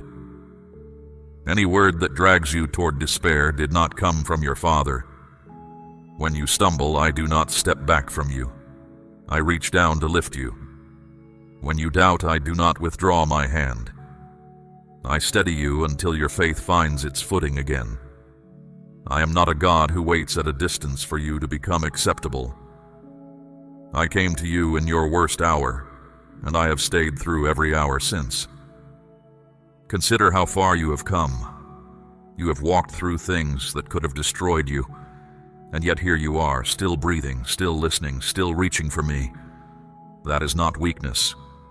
That is evidence of a life I have been guarding. If your story were finished, you would not be hearing my voice right now. I am not finished with you. You may believe your best days are behind you. You may look at the years gone by and grieve what was lost in them. But I tell you, what lies ahead of you is greater than what lies behind you. The sorrow you have known will not be the final word of your story. Joy is drawing near. Hope is taking root again. I am beginning something new in you, even now. Long before anyone gave you a name, I had already chosen you. I formed you with intention and care, shaping every part of who you are. I placed strengths in you that no one else carries in quite the same way. You are not one face lost in a crowd to me. You are my own, engraved on the palms of my hands, and I could no more forget you than deny myself. Others may have overlooked you. Others may have misjudged you or measured you by your worst season. But their measurements are not mine. I do not define you by the day you fell. I define you by what I created you to become, and by the love I have carried for you from the beginning until this very breath. So when the old accusations rise, answer them with my word. When shame says, "Remember what you did," answer, "My Father has pardoned it." When fear says, "You will always be alone," Answer, my God has never left me. When despair says nothing will change, answer, my God is making all things new. You do not have to shout. You only have to believe what I have said. There is a place in you that has been waiting years to hear this. Not the surface, but the deep place, the one you guard. Let these words reach it. Let them settle where the wounds are oldest. I am not offering you a pleasant thought to carry for an afternoon. I am speaking healing over the foundations of your life. You are loved with a love that has no end and no condition. You are chosen, not by accident, but by design. You are known completely and still wanted completely. There is nothing in you that made me turn away, and there is nothing ahead of you that I have not already prepared for. This is the truth about your life. Whatever anyone else has said, stand on it. Build on it. Let every other voice grow quiet before it. From this day, I want you to carry yourself as one who belongs to the living God, because that is exactly what you are. Not tolerated, not barely accepted. Beloved, do not compare your path to anyone else's. When you look sideways at other lives, you will always find someone who seems further along, more blessed, more settled. But their road was never meant for your feet. I designed you for a purpose that belongs to you alone, and I am unfolding it at the pace that is right for you. Your appointed time has not passed you by. It is drawing near. And to those you love, the ones you carry in prayer, I extend the same faithfulness. I see them too. I know the concerns you lift up for them when no one is listening. Trust me with them. My reach is longer than your worry, and my care for them does not sleep when you do. The prayers you have spoken over their lives have not fallen to the ground. I have received every one, and I am working in ways you cannot yet see. Say, Lord, I am yours, if you receive this truth over your life. Now I must speak to you about the waiting, because I know it has tested you more than almost anything else. You have asked for answers, and the answers seemed slow. You have asked for change, and the days kept passing unchanged. You have looked at the horizon so long that your hope grew tired, and somewhere in the waiting, a question took root. Lord, have you forgotten me? I have not forgotten you, not for 1 hour. While you were counting the days, I was working beneath the surface of them. Think of the seed hidden in the ground. To the eye, nothing is happening. The field looks bare and still. But under the soil, life is stirring. Roots are spreading downward, anchoring deep, drawing strength from places no one can see. Then one morning, the green blade breaks through, and everything the silence concealed is suddenly revealed. That is what has been happening in your life. The stillness you mistook for absence was the quiet of deep work. I have been arranging circumstances you cannot yet see. I have been positioning the right people along your path and moving the wrong ones out of it. I have been opening what needed to open and sealing what needed to close. None of it was visible to you. All of it was real. If I had handed you everything the moment you asked, some of it would have crushed you. There are blessings that require a certain strength to carry, and I love you too much to lay a full harvest on shoulders that were not yet ready for its weight.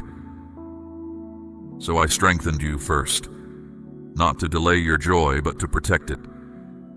My timing is not slow, it is exact. I know the very hour when each promise should arrive in your life, and I will not miss it. What I have spoken over you I will bring to pass. I do not make pledges and abandon them. I do not speak and then change my mind. Heaven and earth will pass away before one word of mine falls to the ground. So what do I ask of you in this season? Keep believing. Keep speaking hope over your life even on the days when your voice shakes. Keep bringing me your requests, even the ones you have prayed 100 times. Faith is not the absence of tiredness. Faith is coming back to me one more time, and that you have done. I have seen it, and it moves my heart. My child, I am asking you to place a portion of what you have, something of real weight, upon the altar of this work, as gold laid on the scales of this calling. Let it be a seed sown into deep water, an offering set on stone, not held back in fear. This is proof that your trust rests in my hand to provide, and that your heart no longer clings to lack. What you release in faith does not leave your life. It moves ahead of you into the harvest I am preparing. Remember what I did with 5 loaves and 2 small fish. A crowd of thousands sat hungry on a hillside, and the little that was offered became more than enough, with baskets left over. I have never needed abundance to create abundance. I need only what is placed in my hands with trust. That has always been my way, and it has not changed. So do not measure what you hold by its size. Measure it by where you set it. The same hands that multiplied bread on a hillside are open toward you now, and nothing entrusted to me is ever diminished. When you loosen your grip on what you fear to lose, you make room to receive what I have been waiting to give. Fear closes the hand and closes the heart. Trust opens both. And after you have trusted me, rest. Do not lie awake calculating how the provision will come. That arithmetic belongs to me. The birds of the air do not store away grain, and yet they are fed.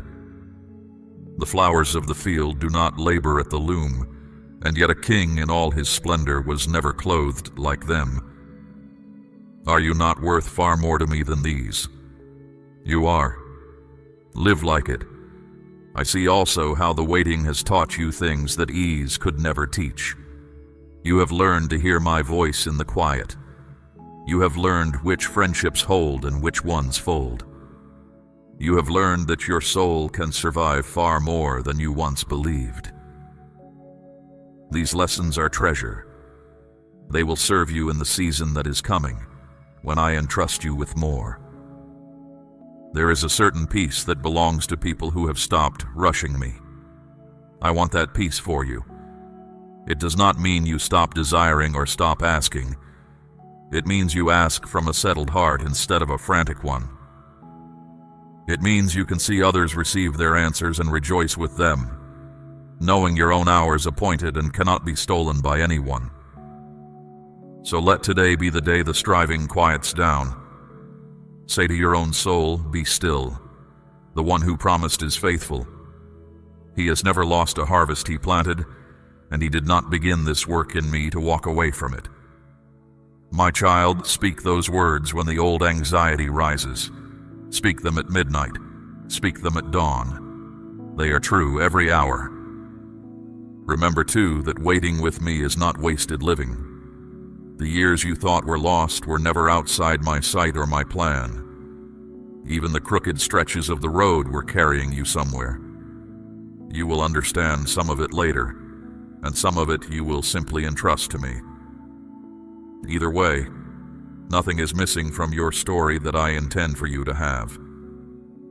The season is turning. I tell you this not to soothe you, but because it is so. You have been faithful through the bare months, and the first signs of green are closer than you think. Stay near to me now. What comes next will ask for a steady heart, and I am making yours steady even as you listen.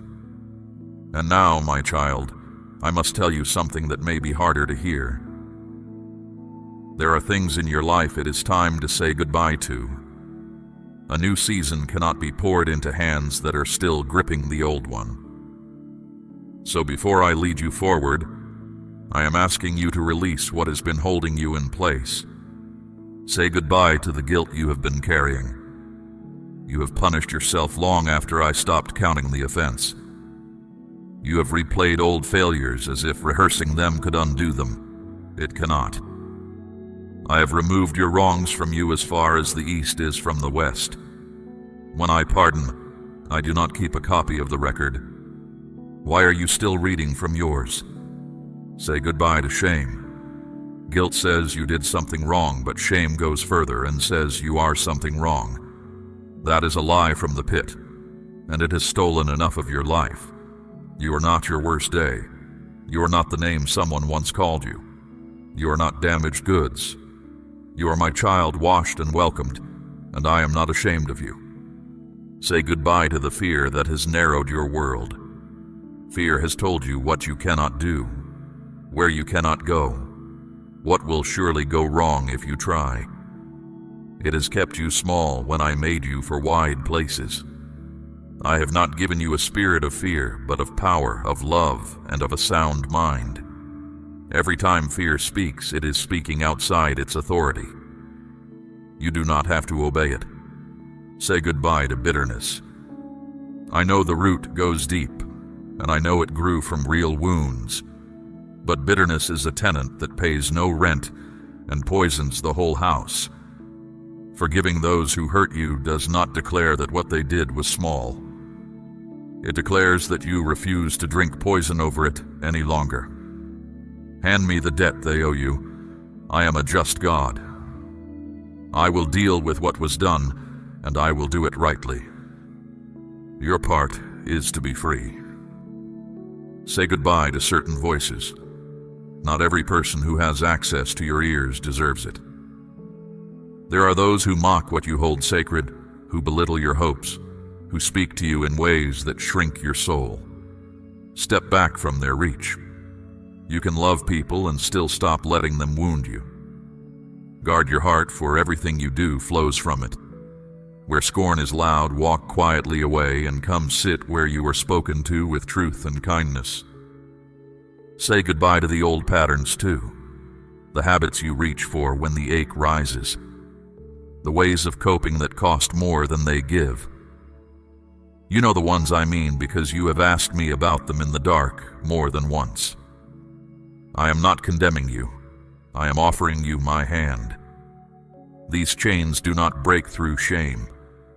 They break through my presence, one surrendered day at a time, and I will be with you in every one of those days. And say goodbye to the version of tomorrow that despair has painted for you. You have imagined the worst so many times that it has begun to feel like prophecy. It is not prophecy. It is fear wearing a costume. I alone hold your future, and what I hold for you is good. Plans for peace and not for harm, a future and a hope. Let despair keep none of its paintings on your walls. I know that letting go feels like loss. You have held some of these things so long they feel like part of you. But you were not made to be a keeper of dead things. You were made for life, and life must have room. Every goodbye I am asking of you is making space for something I have been waiting to give. Think of my servant whom I called out of his father's house toward a land he had never seen. He had to leave before he could receive. Think of the fishermen who left their nets on the shore. The nets were their living, their identity, their security, and yet what they stepped into was immeasurably more. It has always been this way in my kingdom. The open hand receives, the clenched hand cannot. So do this with me now. In the quiet of your heart, name what you are releasing. Name the guilt. Name the fear.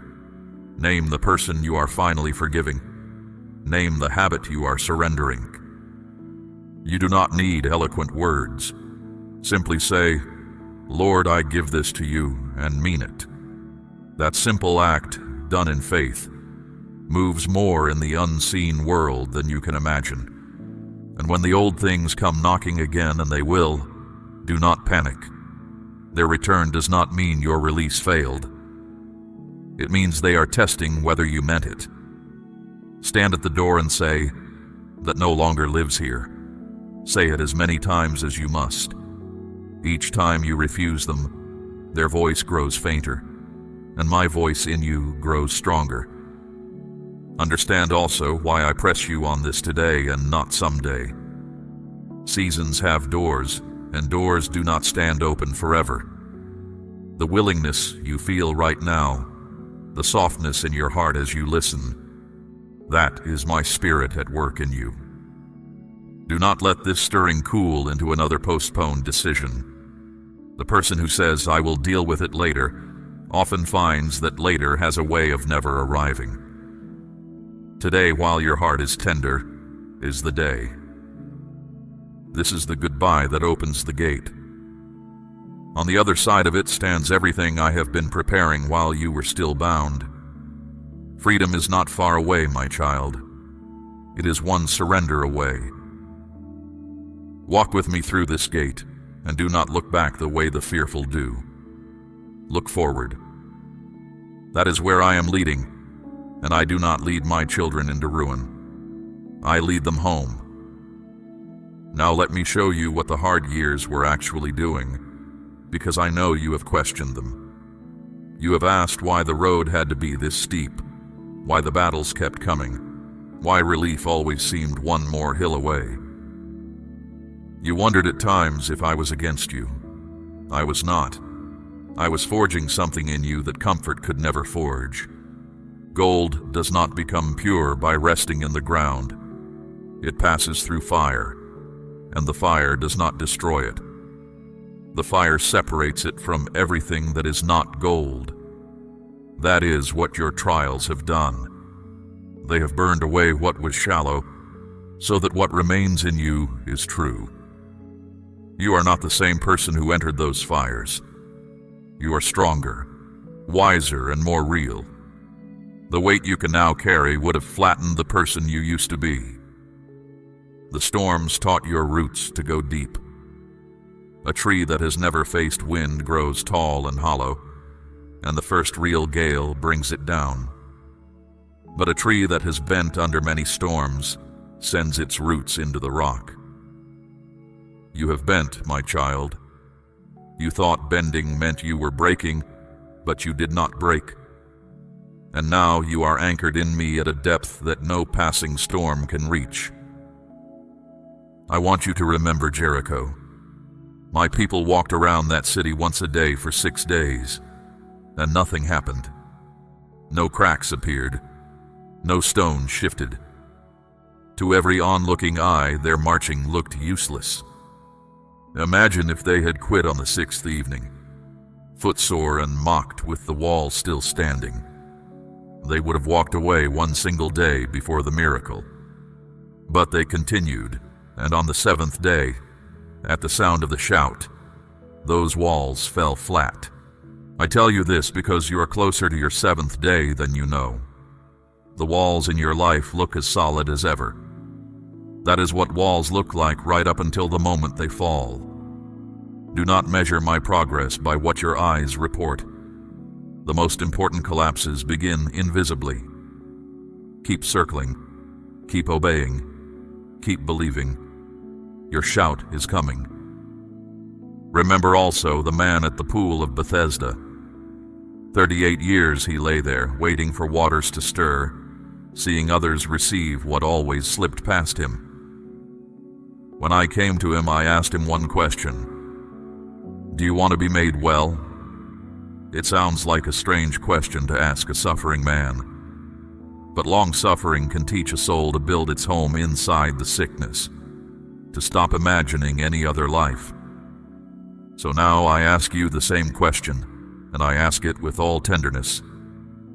Do you want to be made whole? Not just comforted in the old place, but lifted out of it. Wholeness will change things. It will ask you to pick up your mat and walk, to live without the story that has explained your life for so long. If your answer is yes, then say yes to me now, deep in your spirit. That yes is the hinge on which this whole hour turns. And learn from Martha and Mary. Martha hurried through the house, anxious and troubled about many things, while Mary sat at my feet and listened. Only one thing was needed, and Mary chose it. In these days, my child, be merry. The tasks will wait. The concerns will keep.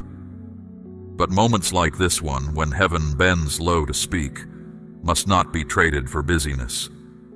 The portion you receive at my feet can never be taken from you. I know perseverance is easier to praise than to practice. I know there have been evenings when you said, I cannot do this again tomorrow. And yet tomorrow came, and you did it. Do you understand what that means? My strength has been working in your weakness all along. When you were at your emptiest and still took the next step, that step was mine and yours together. You have never once walked alone, even on the days you were sure you did. So here is my word for the battles that remain. Do not fear them. I have already gone ahead of you into everyone. There are dangers I have removed from your path that you will never know about. Snares undone before your foot ever reached them. The protection you could not see was still protection. The same shield goes before you now. Stand firm then, and do not throw away your confidence, for it will be richly rewarded. You have need of endurance, so that after you have done my will, you will receive what I have promised. The harvest is certain for those who do not give up. Weeping may last through the night, but joy arrives with the morning. And your morning, my child, is nearer than it has ever been. Let no one convince you that your persistence has been foolish. Heaven sees it differently. Every quiet act of faithfulness has been recorded. Every time you chose hope when despair was easier, it mattered. Every prayer repeated through gritted teeth has been rising before me like incense. Nothing offered to me in faith is ever lost. Nothing. And when you cannot fight, rest is not retreat. Even my servant Elijah, after his greatest victory, lay exhausted under the broom tree and asked for the end. I did not scold him. I fed him, and I let him sleep. And then I fed him again. And in the strength of that food he traveled 40 days. Sometimes the most faithful thing you can do is eat and sleep, and let me restore you. There is no shame in it. The journey is long, and I know how you are made. One day you will look back on this stretch of road and understand what it made of you. You will see that the narrow way was carrying you toward the wide place all along. Until that day, walk by faith and not by sight. I am beside you on the road, closer than your shadow, and I do not tire. Declare your amen now if your faith still stands. Now let me teach you the way of the thankful heart, because it will guard everything I am about to give you.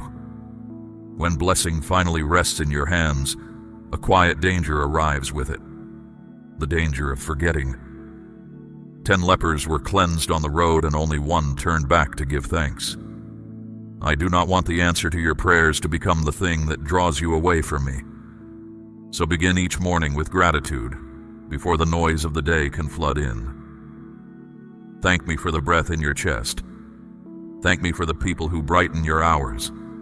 Thank me for the mercies that met you while you slept, for they are new every morning. A few honest words are enough. I am not looking for ceremony.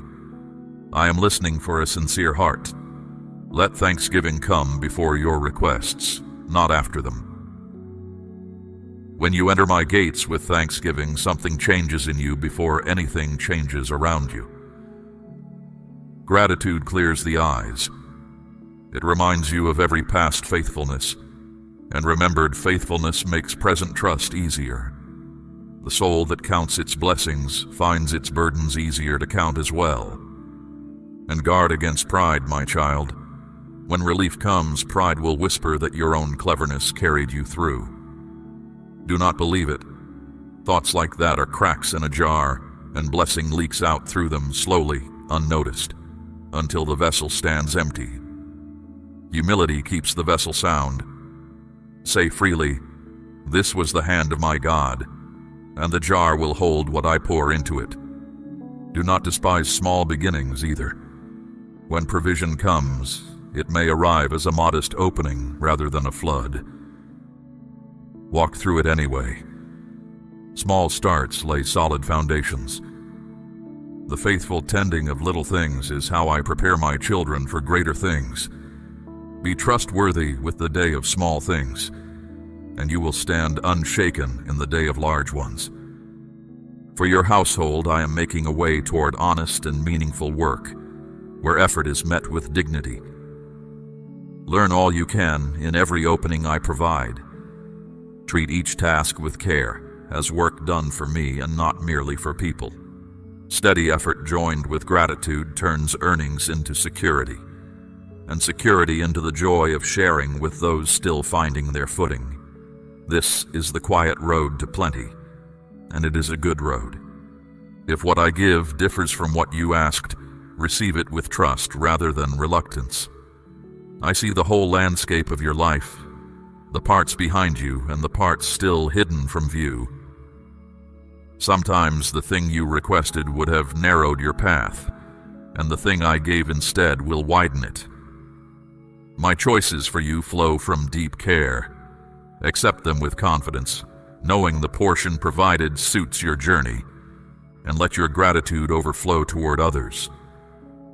Speak encouragement to 3 people who are hurting, and notice the calm that settles over them. A weary world is changed by such small, faithful acts more than by grand speeches. When you bless people in pain, you are reflecting my own character, and I take delight in it.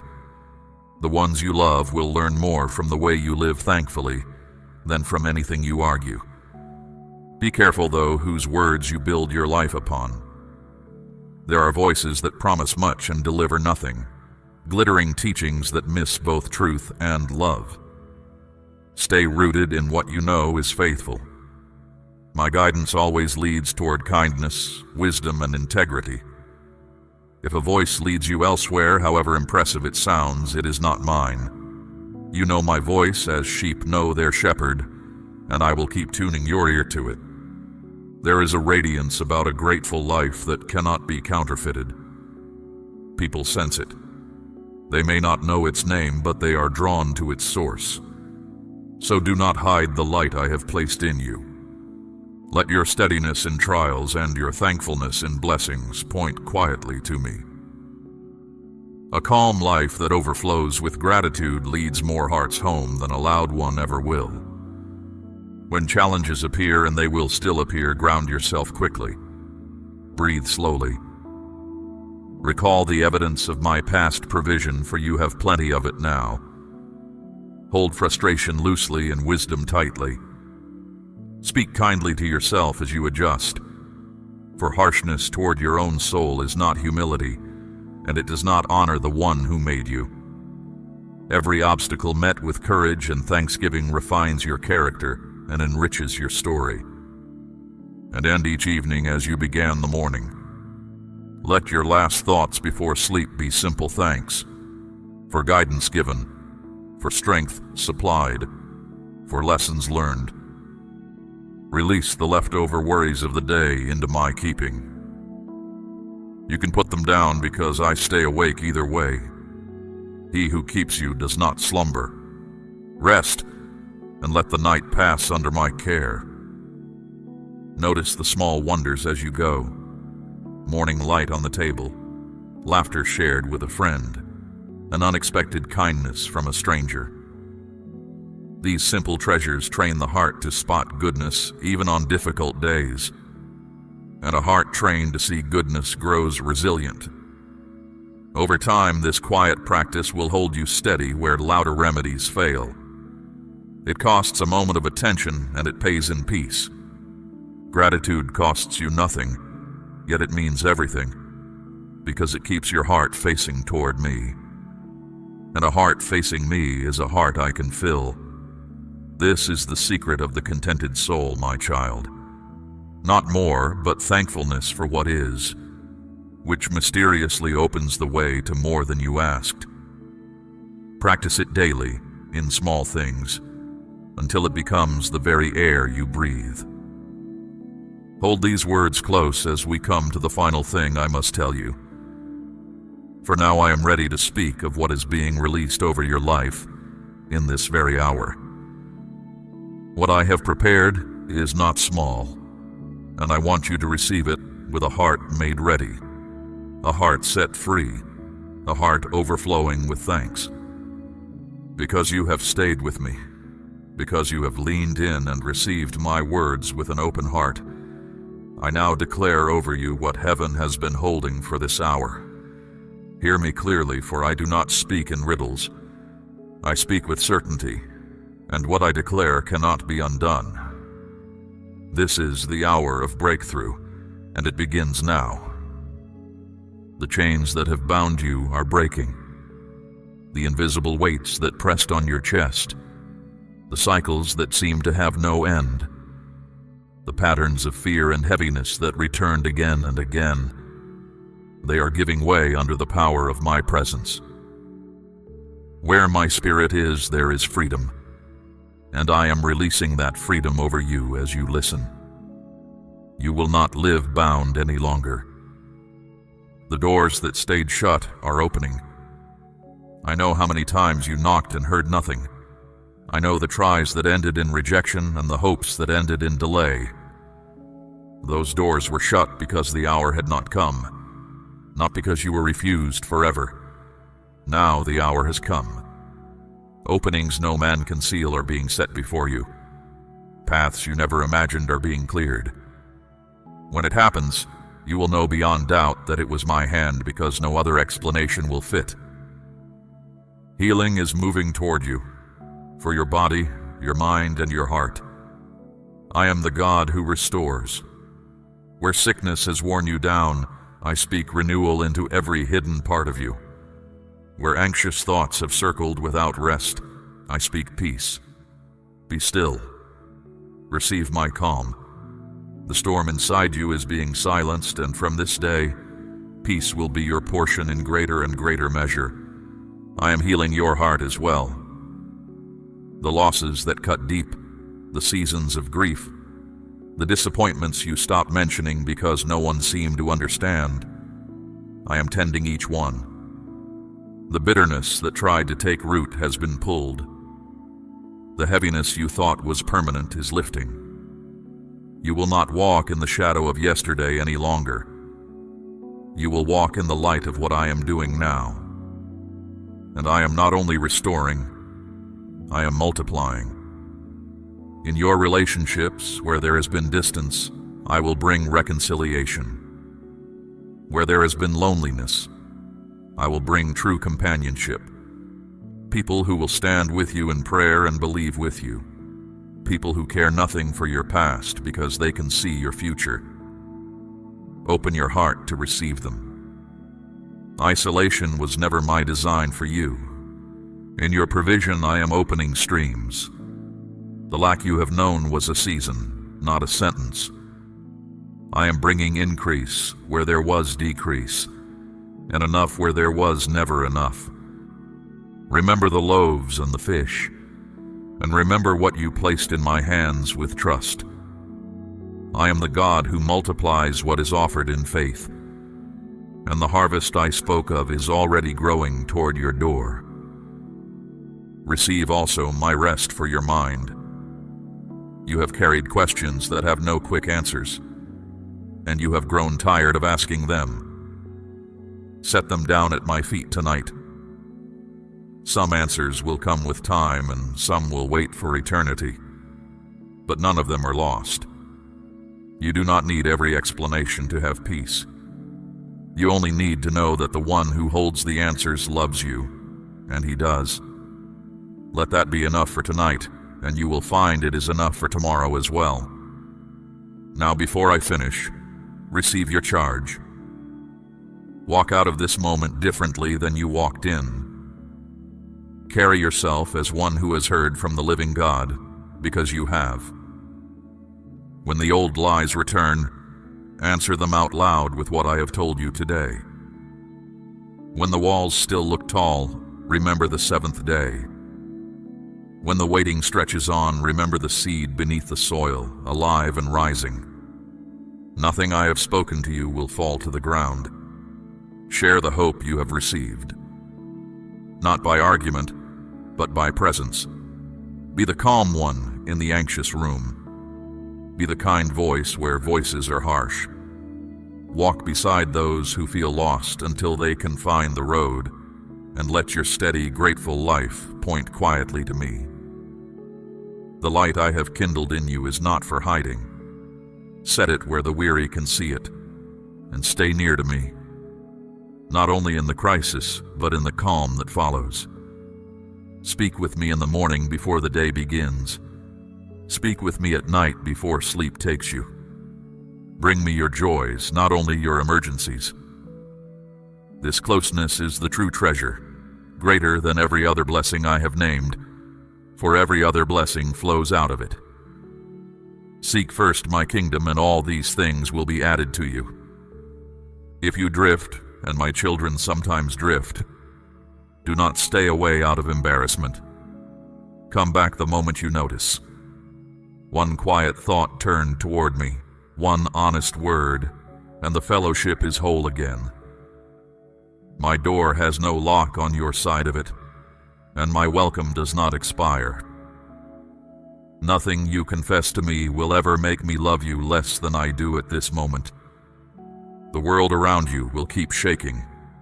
Storms will gather in many places, and many hearts will be troubled. But you will be like a house on rock, because you have heard these words and taken hold of them. My peace I give to you, not as the world gives. Let not your heart be troubled, neither let it be afraid. You know now who holds you, and nothing anywhere can loosen that grip. So lift your head, my child. The night you walked through has an ending, and you are nearer to it than ever. What was sorrow will turn to joy. What was delay will turn to fulfillment. What was trial will become the story you tell of my faithfulness. I have been with you in every season, and I am with you now, and I will be with you through all that is coming, to the very end and beyond it. Go in peace. Go in confidence. Go as one who is loved beyond measure, chosen on purpose, and never, ever alone. I am the beginning of your story and its completion, and everything between is held safely in my hands. This is my word over your life, and my word does not return empty. If you trust me for all that is coming, let your amen be the last word you speak tonight. We run on viewer support only. For exclusive member-only content, scan the QR or see the pinned comment. God bless you.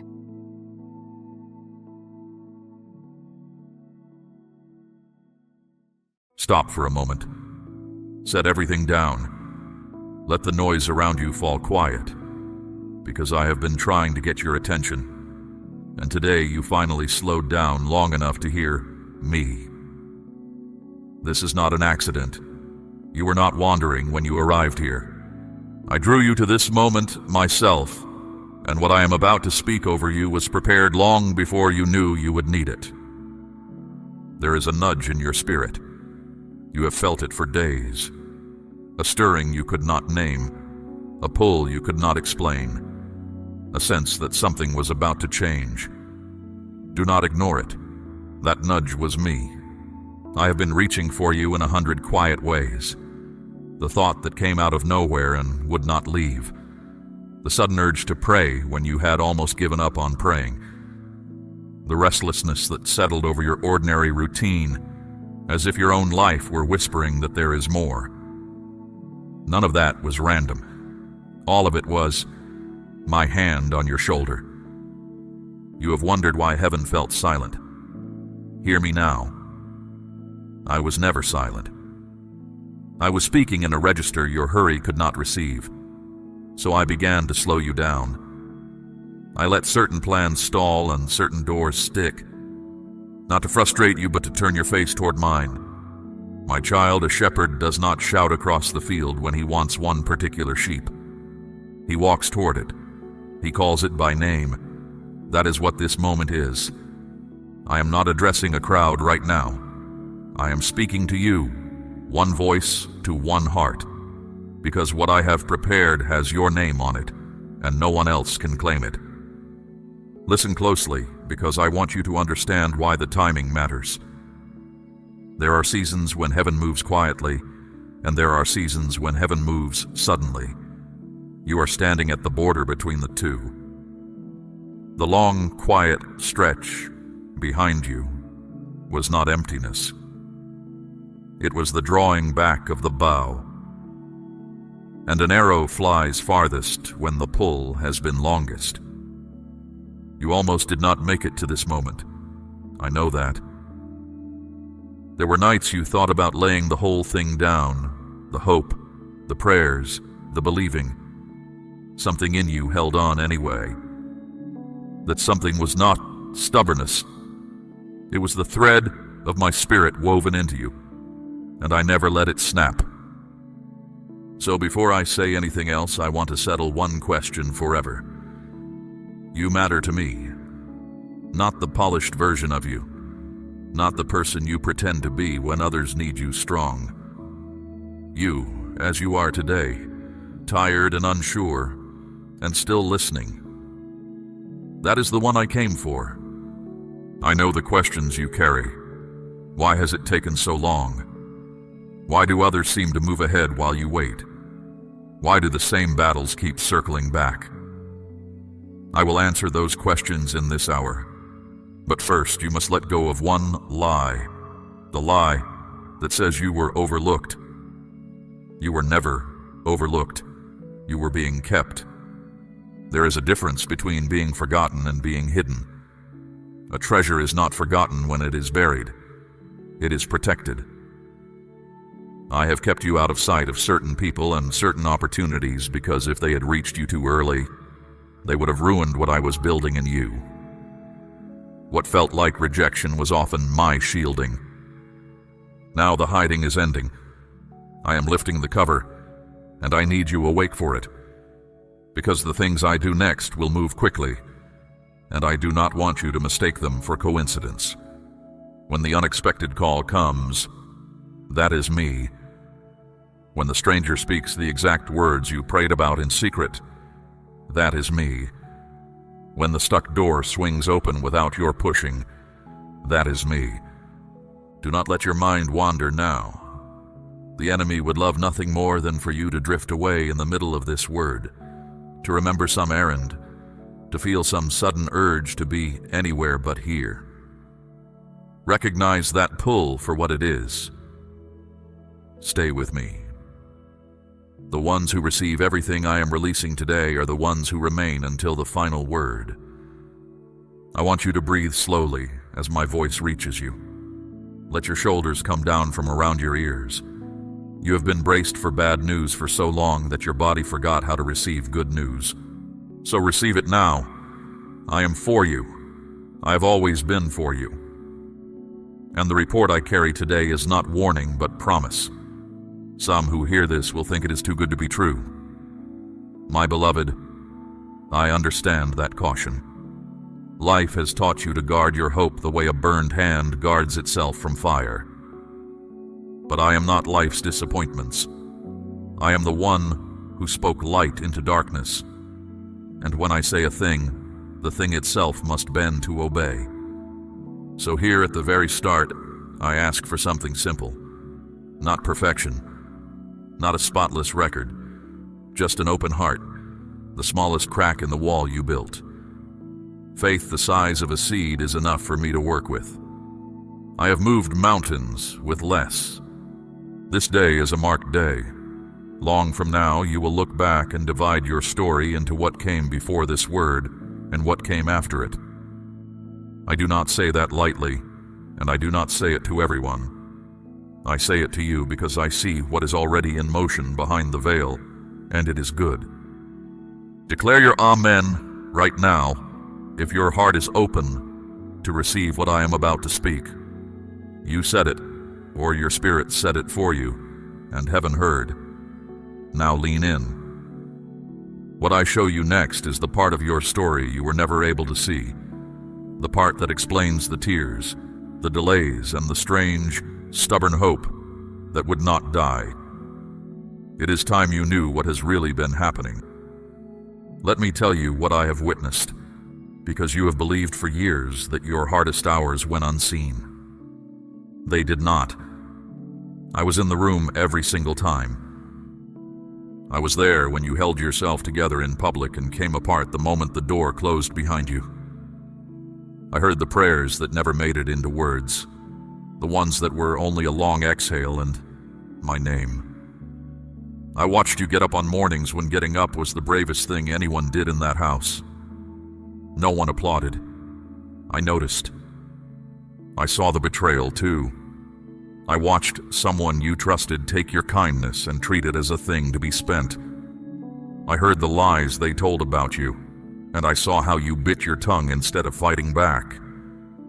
You wondered if staying silent made you a fool. It did not. It kept your hands clean for what I am about to place in them. I know about the friend who vanished when your season turned hard. I know about the ones who should have shielded you and instead became the very source of the wound. You have replayed those moments 1,000 times, asking what you did to deserve them. Stop asking. The failure was theirs, not yours, and I have not forgotten the account.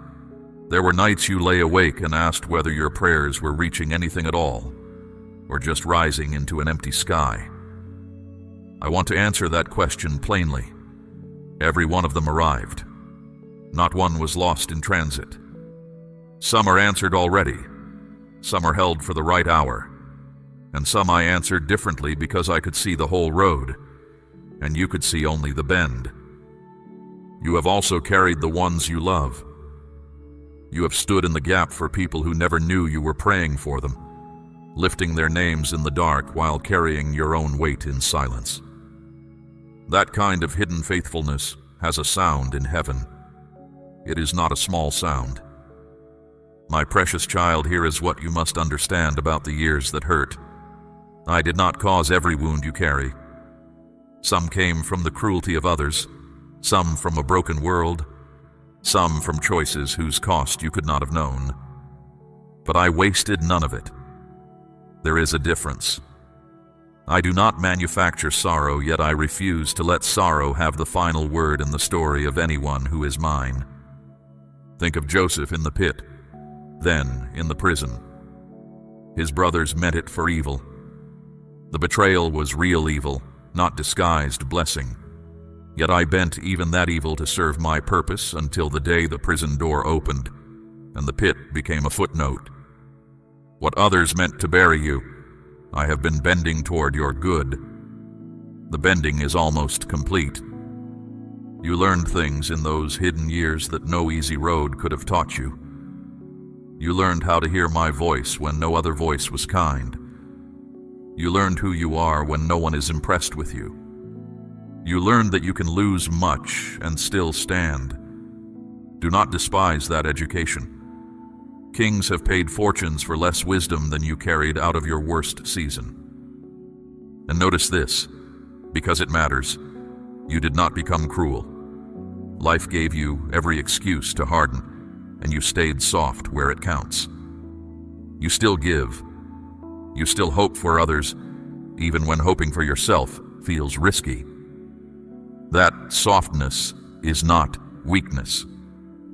It is the proof that the enemy failed to make you into his image.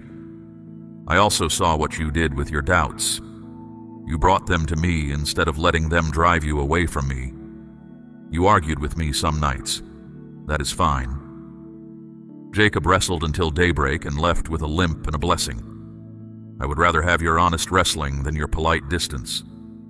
Now here's something you have needed for a long time. You are not behind. The clock you measure yourself against was built by people who cannot see what I see. Abraham was old when the promise arrived.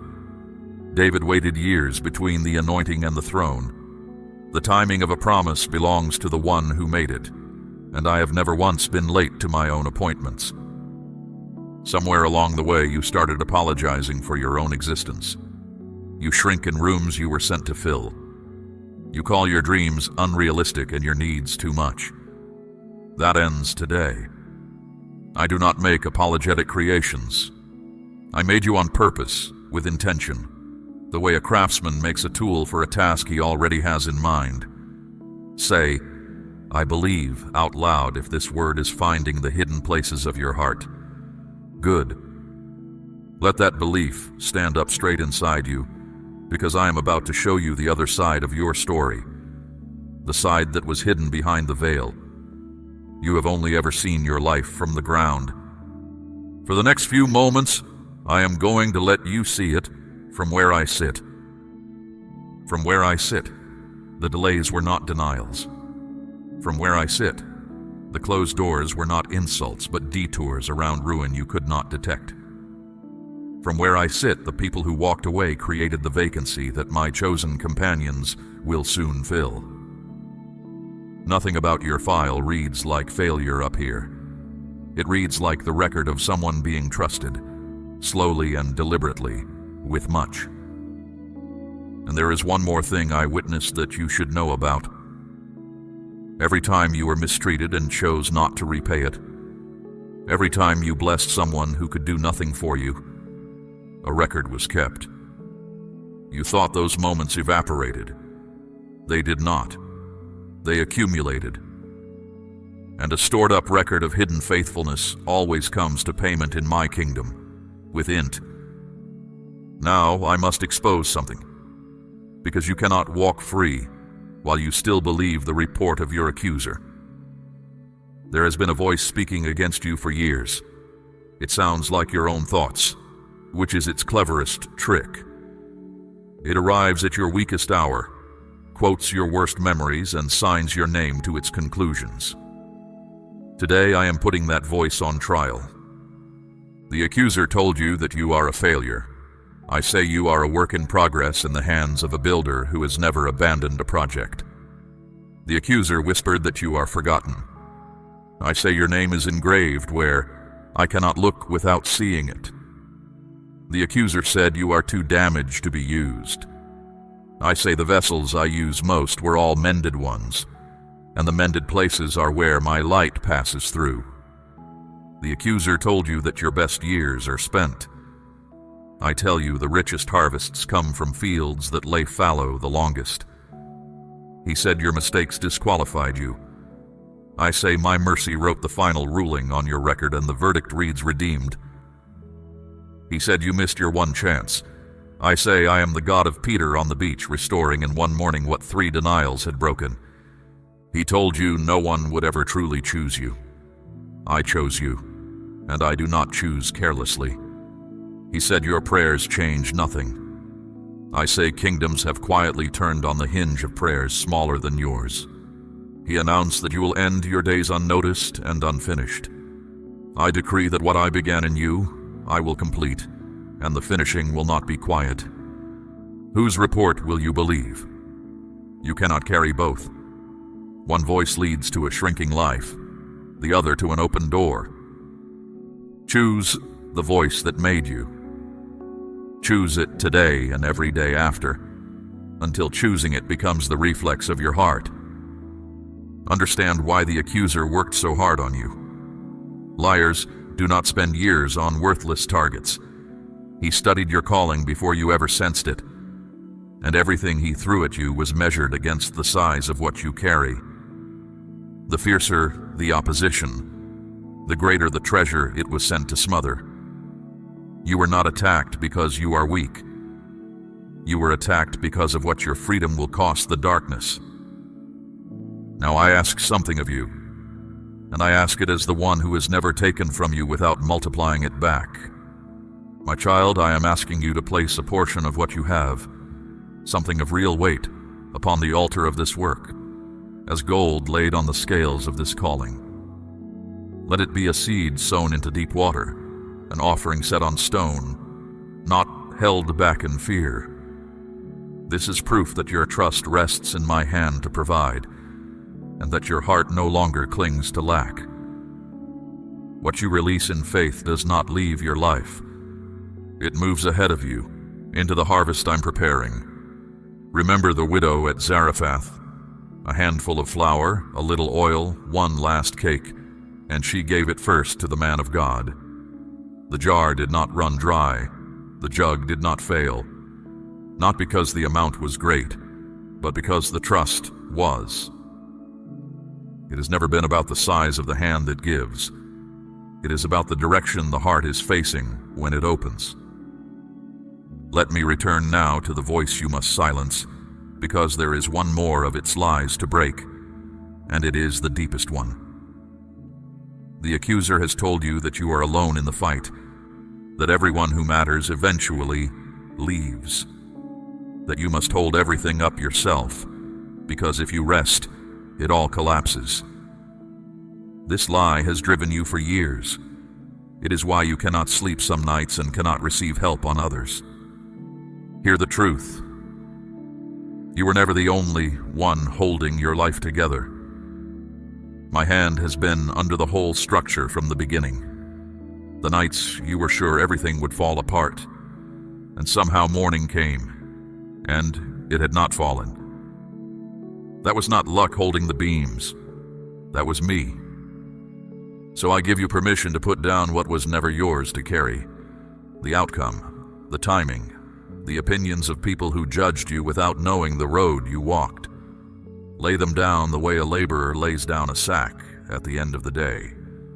You will feel lighter within the week, and lightness is something you have not felt in a long time. There is a boldness that returns when the accuser is silenced. You will notice it soon. You will speak in rooms where you used to shrink. You will try again in areas where you had quietly given up. This is not a change in personality. It is the sound of your true self, unburied. And when the old voice creeps back, because it will attempt a return, do not argue with it in your own strength. Answer it the way I answered in the wilderness, with what is written. It is written that nothing can separate you from my love. It is written that no weapon formed against you will prosper. It is written that the righteous fall 7 times and rise again. Put the sword in your mouth, and the liar will not stay to hear the end of the verse. You have lived under a false verdict long enough. Consider it overturned this day. The court of heaven does not echo the accusations of your past. It echoes the blood that answered them. Walk out of the cell. The door was unlocked the moment mercy spoke, and mercy has been speaking over you since before you knew to listen. Now let me show you the architecture of your struggle, because your battles have not been scattered and random. They have been concentrated at 3 doors. 3 areas of your life have stood locked while you knocked and pushed and wept on the threshold. Provision, companionship, purpose. I am going to speak to each one, and as I speak, hear the sound of iron giving way. The first locked door is provision. You have worked harder than most and held less than many, and the arithmetic of it has never made sense to you. Money arrived and evaporated. Opportunities ripened and then rotted a day before your hand could reach them. You began to suspect that something was set against you, and in this, you were not imagining things. But hear what that lock could not do. It could not make you dishonest. You were squeezed for years and never once decided that cheating was the answer. It could not make you stingy either. Even in lack, you shared. Do you understand how rare that is? A person who stays generous while empty has passed a test that most who are full will never even sit for. That test is over. I am opening the door of provision, and I will open it in ways you did not engineer, so that you will know the hand behind it was mine. Watch for provision that arrives without your striving. Watch for the debt that shrinks faster than the numbers say it should. Watch for the idea that comes to you in an ordinary hour and turns out to carry your increase inside it. When these things unfold, do not call them luck. Call them by their name: faithfulness, The second locked door is companionship. This lock has been the most painful because it made you conclude that the problem was you. You attracted takers and repelled the steady ones, or so it seemed. You sat in gatherings and felt like a stranger at your own table. You know how to be alone in a crowded room. That is a skill no one should have to learn as well as you learned it. Here is what was true behind the veil. Some of that isolation was protection. There were bonds that looked appealing which would have chained you to smallness, and I kept them from closing around you. And some of the loneliness was seasonal, the emptiness of a field between plantings. The field is not barren, it was resting before the seed. Now I am sending companions suited to who you are becoming, not who you were. They will recognize you quickly. There will be an ease in their presence that you stopped believing was possible. They will speak to the strength in you rather than feeding on it.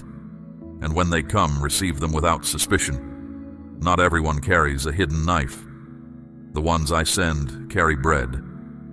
But make room. This is your part at the second door. There are connections in your life that empty you by the hour, voices that leave you smaller after every conversation. I am not asking you to hate anyone. I am asking you to stop watering what I have uprooted.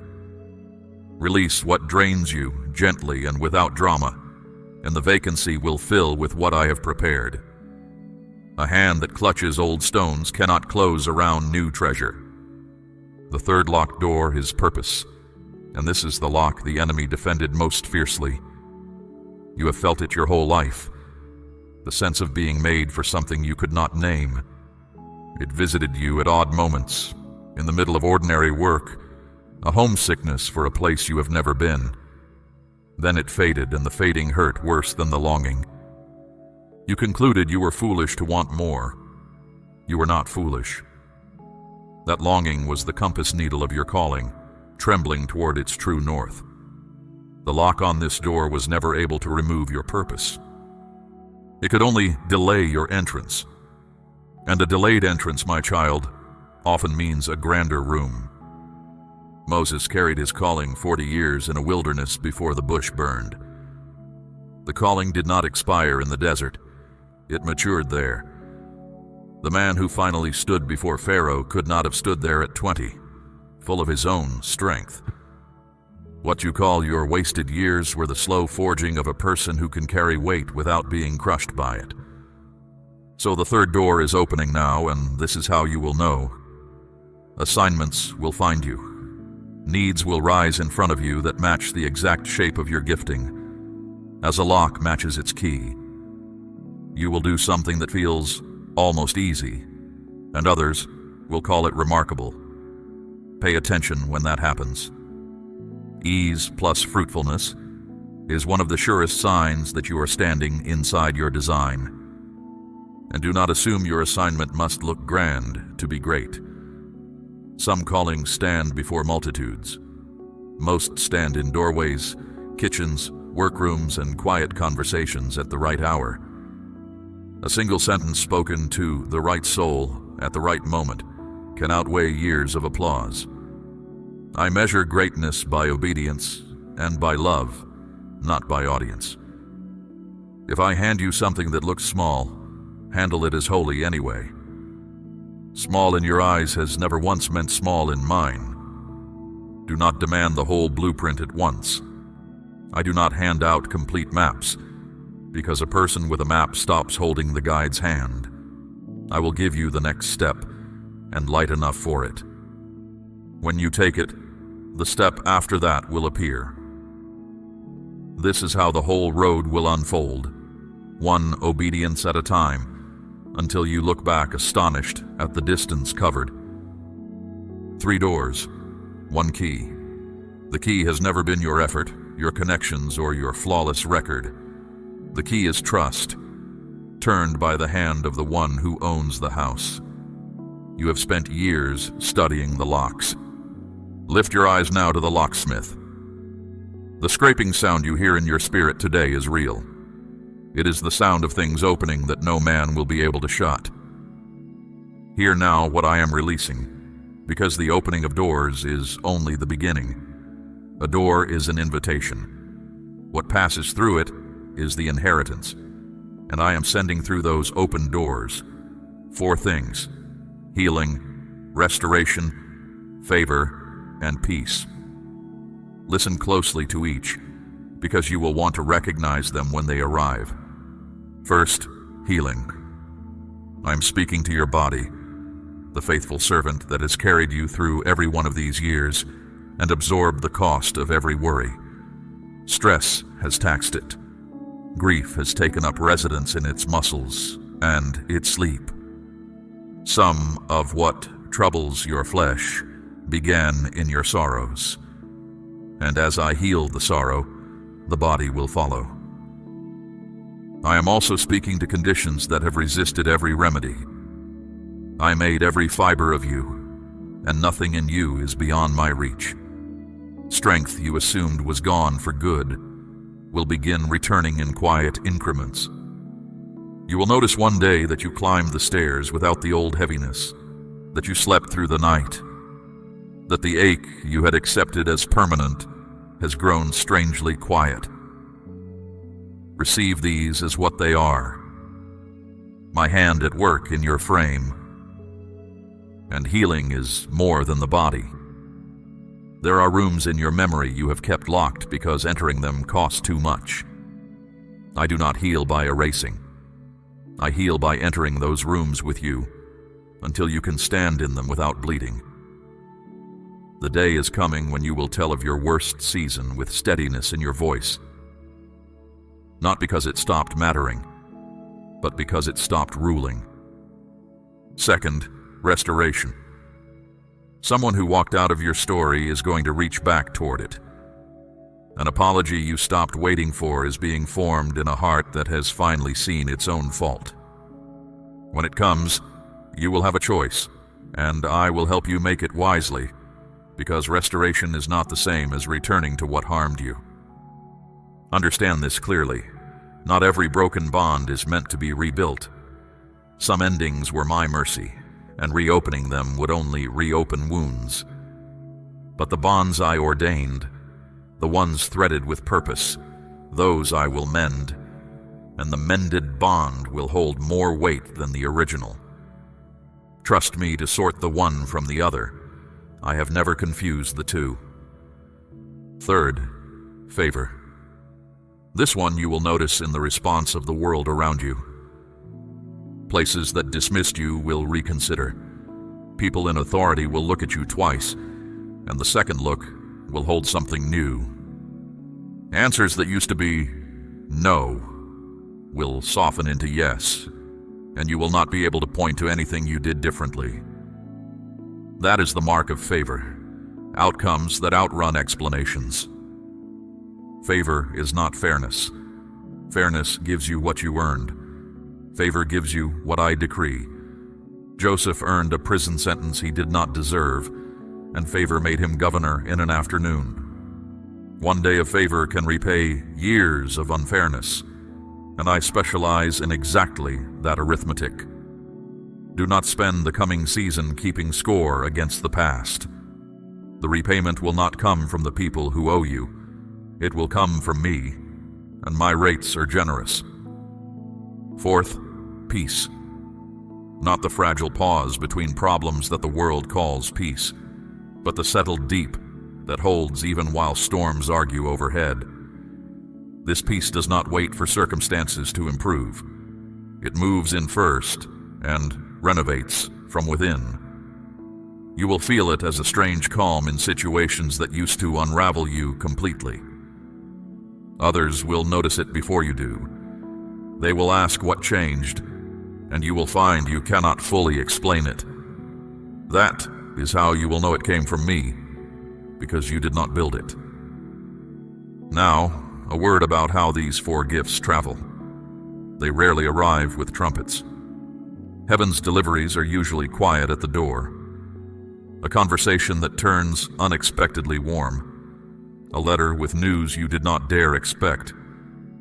A morning when the dread is simply absent. The proud miss their miracles waiting for spectacle.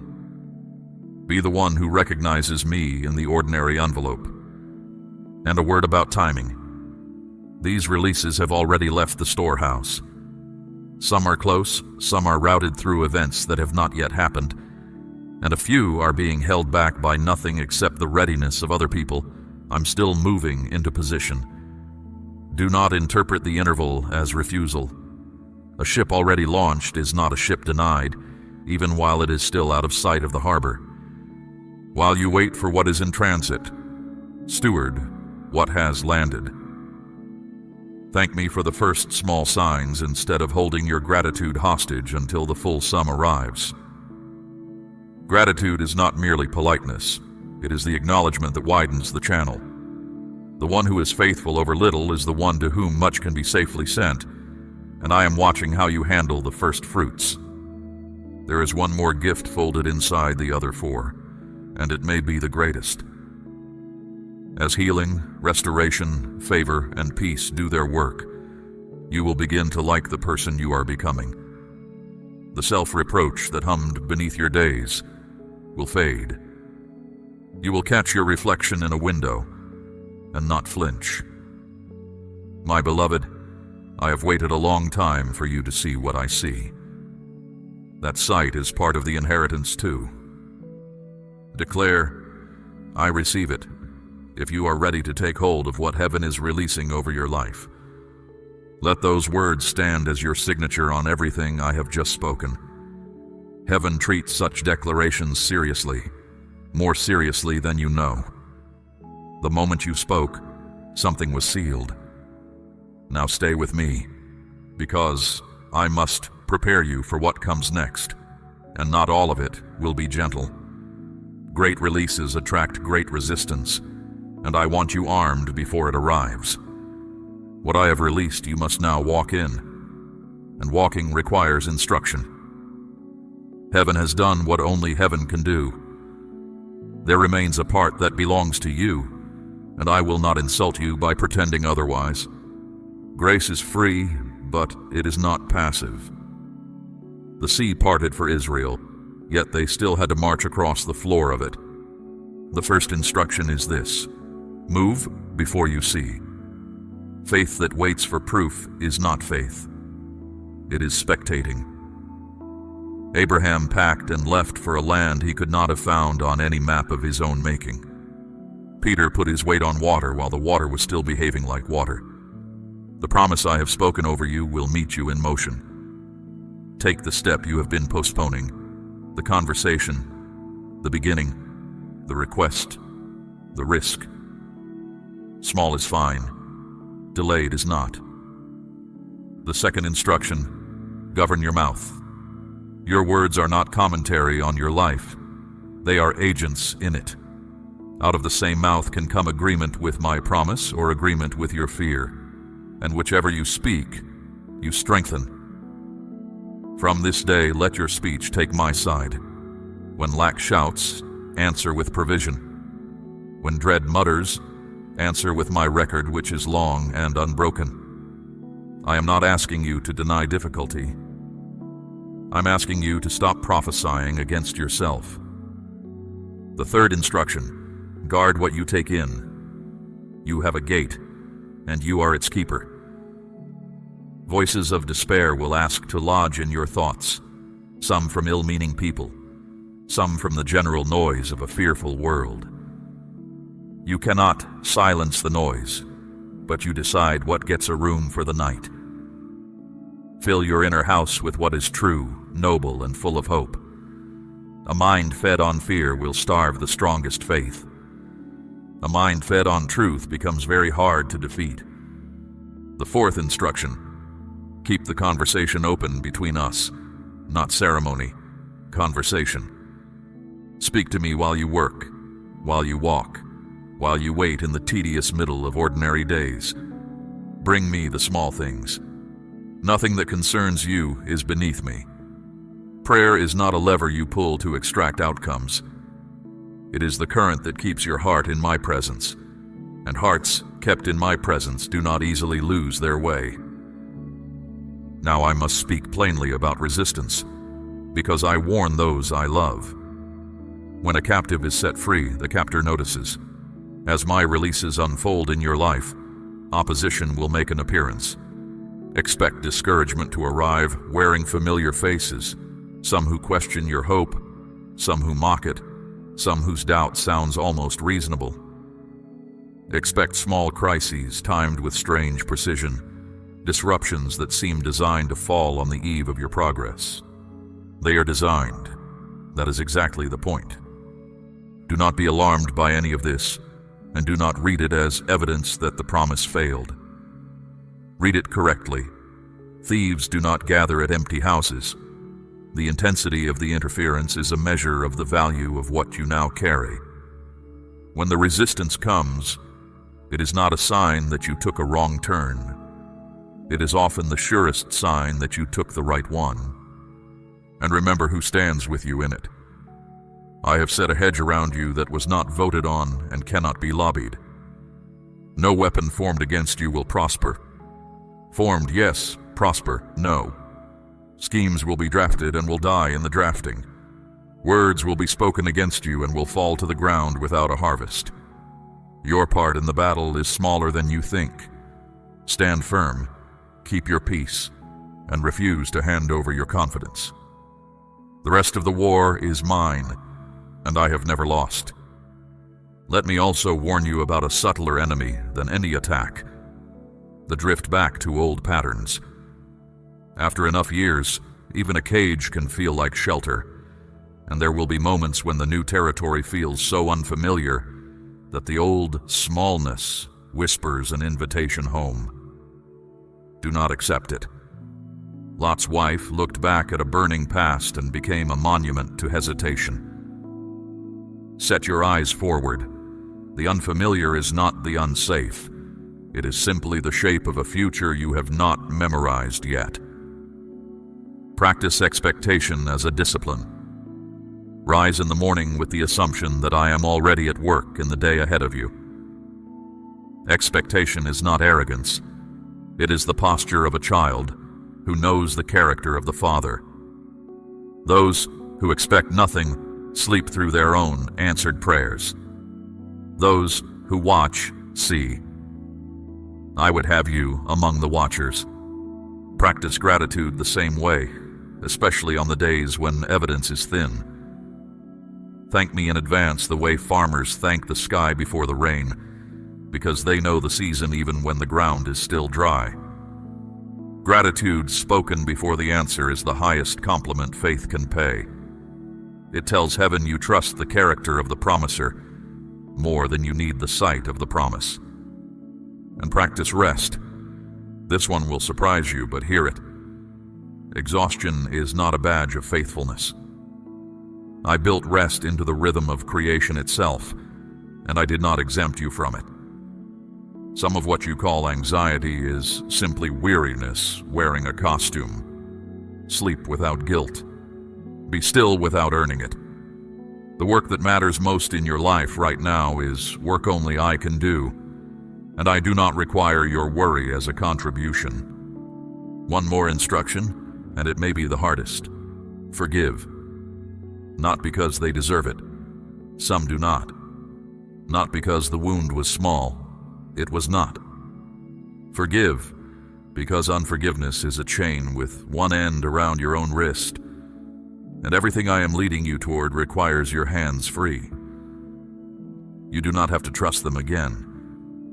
You do not have to explain it to anyone. Just hand me the debt, and let me be the judge I have always been. The moment you release it, you will feel the difference in your steps. These are your orders for the season, and none of them is beyond you. Move before you see. Speak life. Guard the gate. Stay in conversation with me. Stand when resistance comes. Look forward, expect, give thanks, rest, and forgive. Do these, and the releases I have spoken will not merely visit your life. They will settle in it and build.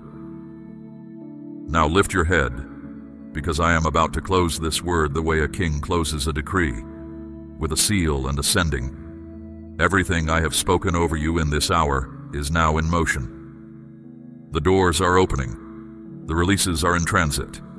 The accuser's verdict is overturned.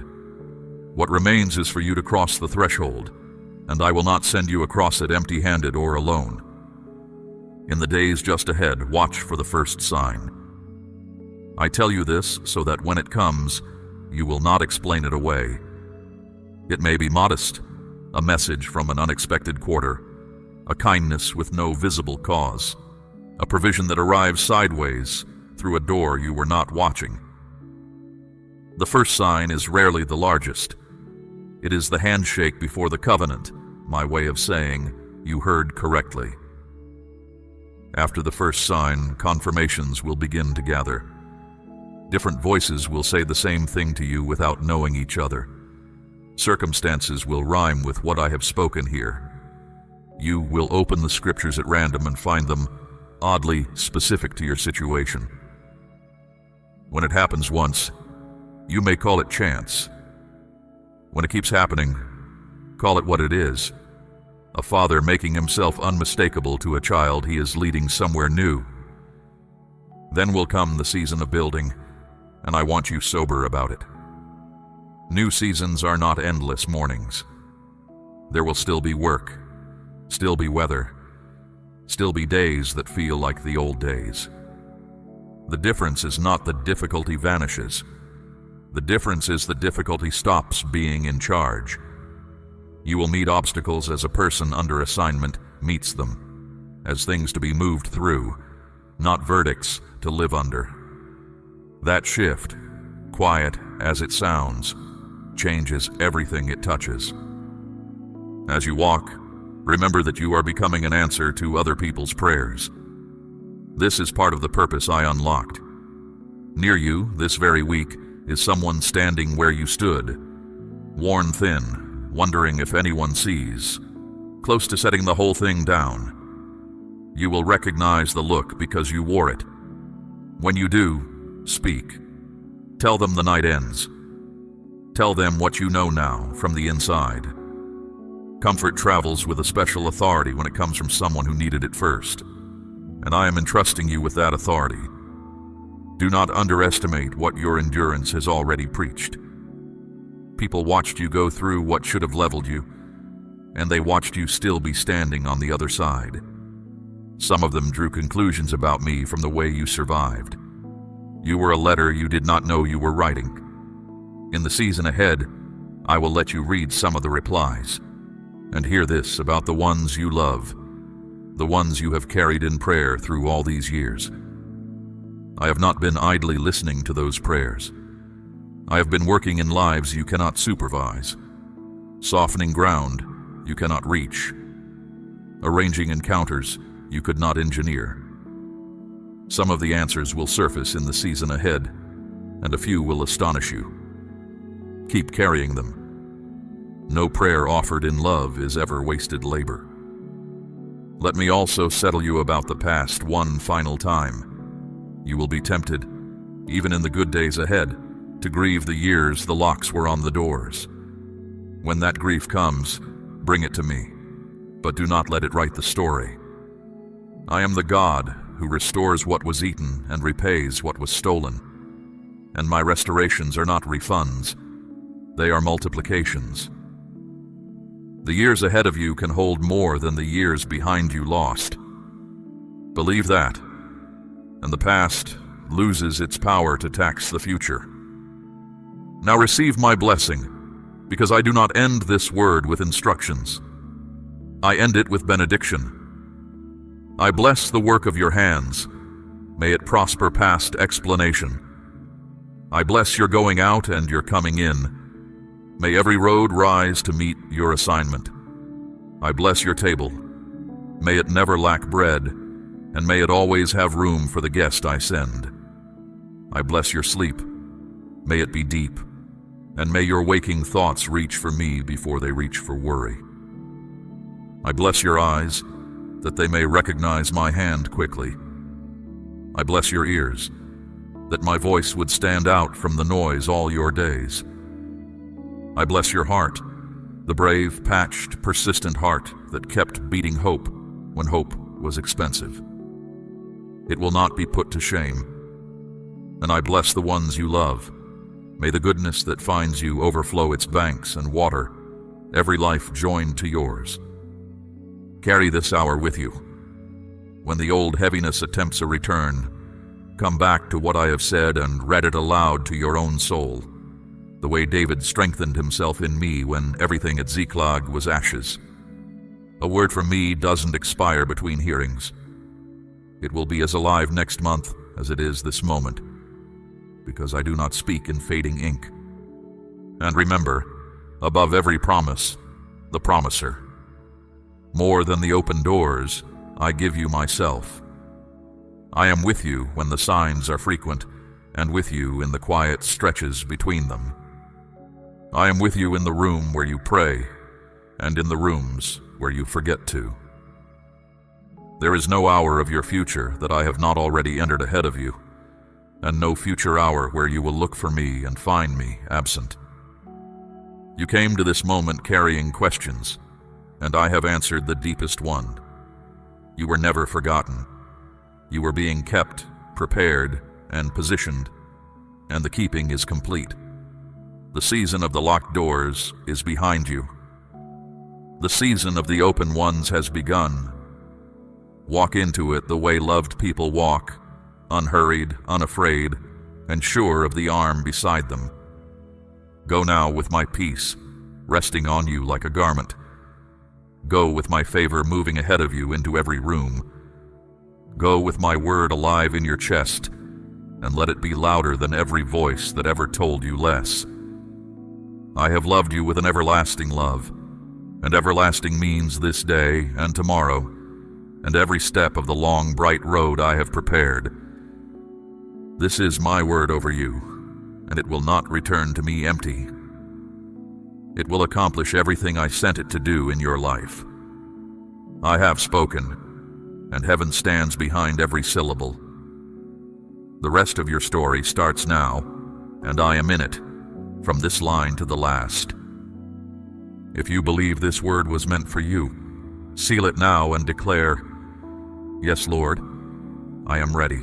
We run on viewer support only. For exclusive member-only content, scan the QR or see the pinned comment. God bless you.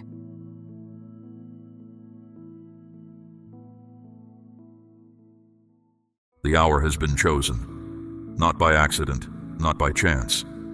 And tonight the air around you carries something that has no ordinary explanation. You can feel it, even if you cannot name it. A stillness has settled in your space, deep and expectant, like the moment before dawn breaks across the dark. That is not your imagination. That is my presence drawing near. I have been watching you. Every step you have taken, every road you have walked when the weight felt unbearable, every night you lay down without answers and still rose the next morning to try again. I have seen all of it. Not one moment has been hidden from me. Not one prayer has fallen silent before it reached my hearing. You have carried more than most people know. You have endured more than you have ever spoken aloud. And tonight, I am here to tell you that heaven has not been silent. Heaven has been working. This moment is sacred. The one you are in right now. The one where these words are reaching your spirit. I did not bring you here without purpose. I do not move without reason. You were drawn to this hour because this hour belongs to you. It was written before you took your first breath. Before your name existed in any language of men, it was written in mine. And I speak it now over you with authority and love. What is approaching your life is not small. Do not let the quietness of this moment fool you into thinking nothing is happening. The most powerful things I do are done in silence. I built the foundations of the earth in stillness. I knit life together in the hidden places. And right now, in the unseen realm that stands behind everything you can touch and see, I am arranging what belongs to you. You have prayed. I know the words, I know the ones you whispered with faith, and I know the ones you barely managed to speak because grief had taken your breath. I know the prayers you offered up in the middle of the night when no one else was awake. I know the ones you repeated for years, the same request, the same longing, the same hope you refused to let die. That faithfulness is seen. It is recorded. And it is the reason tonight carries the weight that it does. This is not a coincidence. The people who arrive at this moment are not stumbling here by luck. They are the ones I have called, the ones whose seasons of waiting have finally reached their appointed end. You are one of them. Not because you are without fault, not because you have done everything right, but because I am a God who keeps His word. And I made a promise concerning your life long before you were old enough to ask for it. Feel the air around you. Something sacred has shifted. The walls of your home have witnessed prayers rise from your lips and lift toward heaven. And tonight those prayers are being answered, not slowly, but completely. Not partially, but in full. What I do with wholeness. What I restore with more than what was lost. That is my nature. That is the signature of my love. You may have felt strange in recent days, as though something was on the verge of changing, as though an invisible line was about to be crossed. That is because it is. You were not imagining it. I was preparing your spirit for what it was about to receive. I do not pour out what I have prepared without first making the vessel ready. I had to strengthen certain things in you. I had to settle certain truths inside you, so that when the blessing came, you would be able to carry it without fear. Do not dismiss what you are sensing tonight, the peace that is beginning to settle over you, the warmth you may feel in your chest, the unusual calm that seems to have no human explanation. These are signs, not of superstition, but of presence. My presence does not announce itself with noise and spectacle. It arrives the way dawn does, quietly, until the darkness has no choice but to give way. And that is exactly what is happening now. You are standing at the beginning of something new. The life that has felt stalled, the dreams that have sat waiting, the healing that has seemed just out of reach. This is the hour where all of it begins to move again. I have heard every word you have ever spoken to me in private, and my answer is not delayed anymore. Tonight, my hand moves on your behalf, and nothing in heaven or earth can stop what I have ordained to be released into your life. So draw in a slow breath right now. Let your shoulders drop. Let the tension you have been carrying begin to loosen. You do not need to carry it into this hour. This hour is mine, and in mine there is room only for faith and for the sound of what is coming. There are things I see from where I stand that you cannot yet see from where you are. I see the end from the beginning. I see the completed picture when you are still looking at scattered pieces. What I see when I look at your life tonight is a turning, a door swinging open, a season that has been sealed finally breaking free.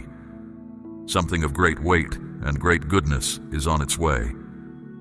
You have waited long enough for it. And tonight, the wait is over. Hear me now. The limit you set on what I can do does not change what I have already decided. My plans for you are not canceled by your disappointment. My promises are not weakened by the passage of time. They are alive. They are moving. And in this sacred hour, they are arriving. I want to speak to the waiting you have known. Not the surface kind of waiting where a few weeks pass and the answer comes. I mean the deep kind. The kind that stretches across seasons. The kind that makes you wonder if you have been forgotten. The kind where you watch others receive what you have been believing for, and you smile for them while quietly wondering when your turn will come. I know that waiting, and I need you to understand something about it. That waiting was not a punishment. It was never evidence of my rejection. Every day you waited was a day I was building in the unseen what needed to be strong before it appeared in the seen. The roots of a tree grow long before the branches rise. You cannot see root work, but without it, nothing that rises will stand. I was doing root work in your life, deep, hidden, necessary work that no human eye could observe, and it was never wasted. You cried. I know. There were nights the tears came without warning, and you sat with grief you did not know how to name. There were mornings you had to choose to keep going when every feeling in you said there was no point. I watched every one of those moments. I was not distant. I was not looking away. I was closer to you in those moments than the air around you. My heart was moved by what you carried, and I kept record of every silent act of faith you performed. Faith does not always look like confidence. Sometimes faith looks like getting up one more time. Sometimes faith looks like praying a prayer you do not feel, because you have chosen to trust something beyond your feelings. Sometimes faith looks like holding on with bleeding hands and refusing to let go of what I placed in your heart. That is the faith that moves me most, the quiet, persistent, painful kind. And that is exactly the kind you have walked in. You did not give up on me. You could have. There were reasons to walk away. The answers did not come on your schedule. The pain was real. The silence was long. And still, you stayed. Still, you spoke my name. Still, you believed that what I promised would come to pass. That is not a small thing. That is the testimony of a soul that has been proven, and I do not take it lightly. In the book of Job, a man lost everything he had in a single season of storm. He had done nothing wrong. He was a good man, a faithful man, a man who honored my name, and yet the darkness came and stripped what he had built. His companions told him to curse me and give up, and yet he would not. He held on. He cried out. He refused to surrender his faith. And at the appointed time I stepped in and gave him twice what he had lost. That is the God I am. I do not lead faithful ones through the fire and leave them there. The fire has a purpose, and then the fire ends. My precious one, your fire is ending. The season that tested you to your limit has reached its final day. I am not prolonging this any further. What I withheld to protect you, I am now releasing because you are ready.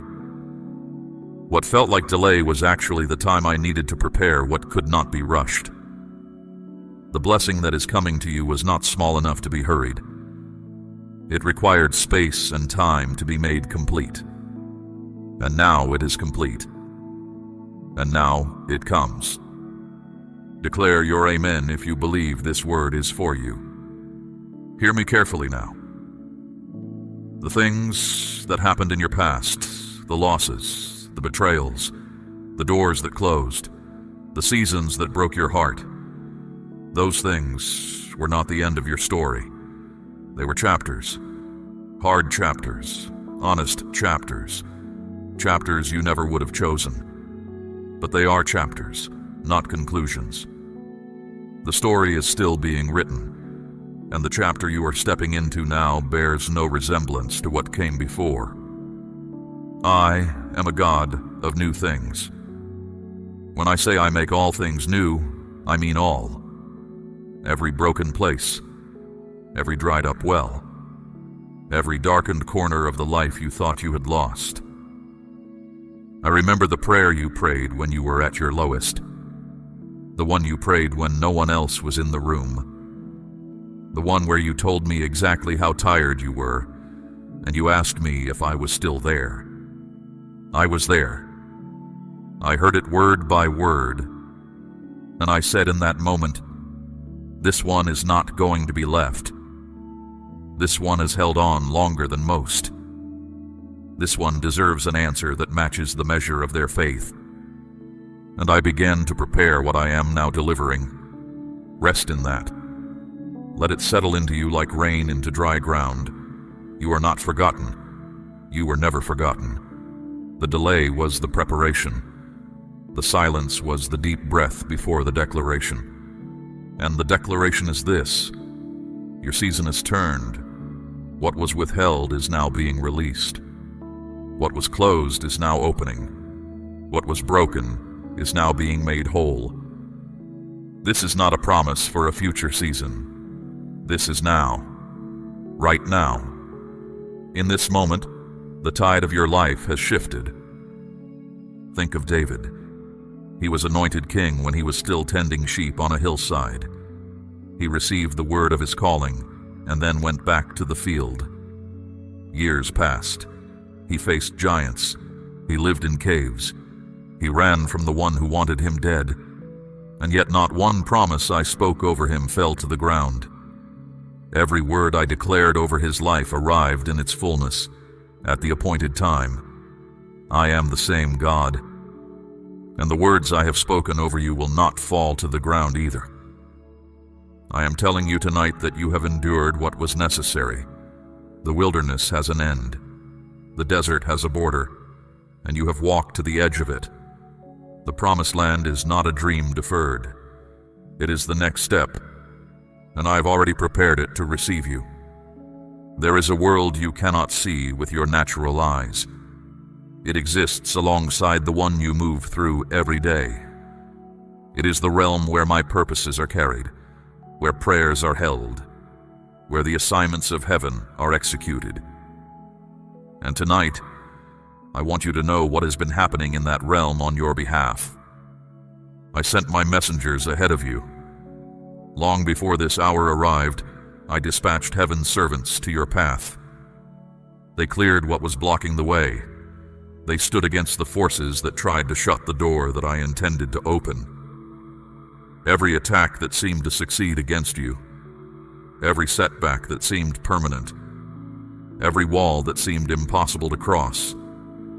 There was a battle happening behind those things, and the battle was not going the way your circumstances suggested. Heaven was winning. Heaven was always winning. The enemy of your soul made calculations about your life. He studied the patterns of your pain and concluded that you were broken beyond recovery. He decided that if he struck in the same places enough times, your faith would finally collapse. He measured the length of your waiting and assumed that silence would eventually hollow out your trust. He was wrong. He underestimated you, and he underestimated me, because I was watching over you and I never allowed what was sent against you to be more than you could bear. My promise to you has always been this: the trial will not exceed the one who faces it. I calibrate. I do not let my children be overwhelmed beyond what my strength inside them can sustain. Every time the pressure intensified, so did my grace over your life.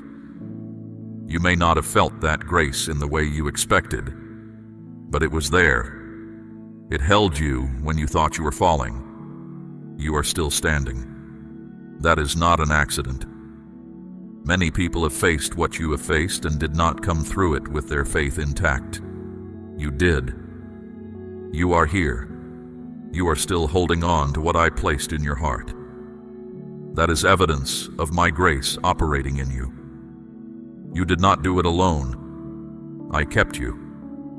I protected something in you that the darkness tried again and again to extinguish, and it never went out. Say yes if this word is reaching your spirit right now. Now hear this.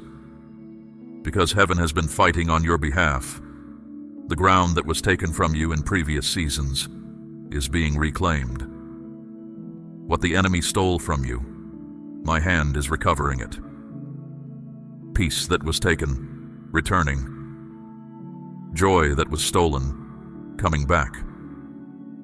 Relationships that were broken by lies and bitterness, my hand is moving on those as well. I am not a God who leaves the battlefield with a partial victory. I pursue restoration to its completion. In the days of old, when my people had been plundered, I spoke a word through my servant Joel. I said, I would restore the years that the locust had eaten. Think of what that means. Not just the current season. Not just what was taken last month or last year. The full span. The accumulated losses. The years of drought. The years where the harvest never came. All of it. That is the scope of what I am releasing over your life. Not a partial restoration. A full one. The messengers I sent before you have completed the advance work. The path is clear. The obstacles that stood between you and what belongs to you have been moved. You will begin to notice things shifting around you in ways that have no logical explanation. A situation that was stalled for years will suddenly move. A door that was firmly shut will open without warning. An opportunity will present itself that seems to come from nowhere. Those are not coincidences. Those are the results of what was prepared for you in the unseen. Do not be afraid of sudden change. Some people pray for change and then become uneasy when it actually begins to happen. Do not let that be you. What is shifting around you is shifting for your good. Every rearrangement is intentional. Every unexpected development is part of what I have designed. Trust the movement.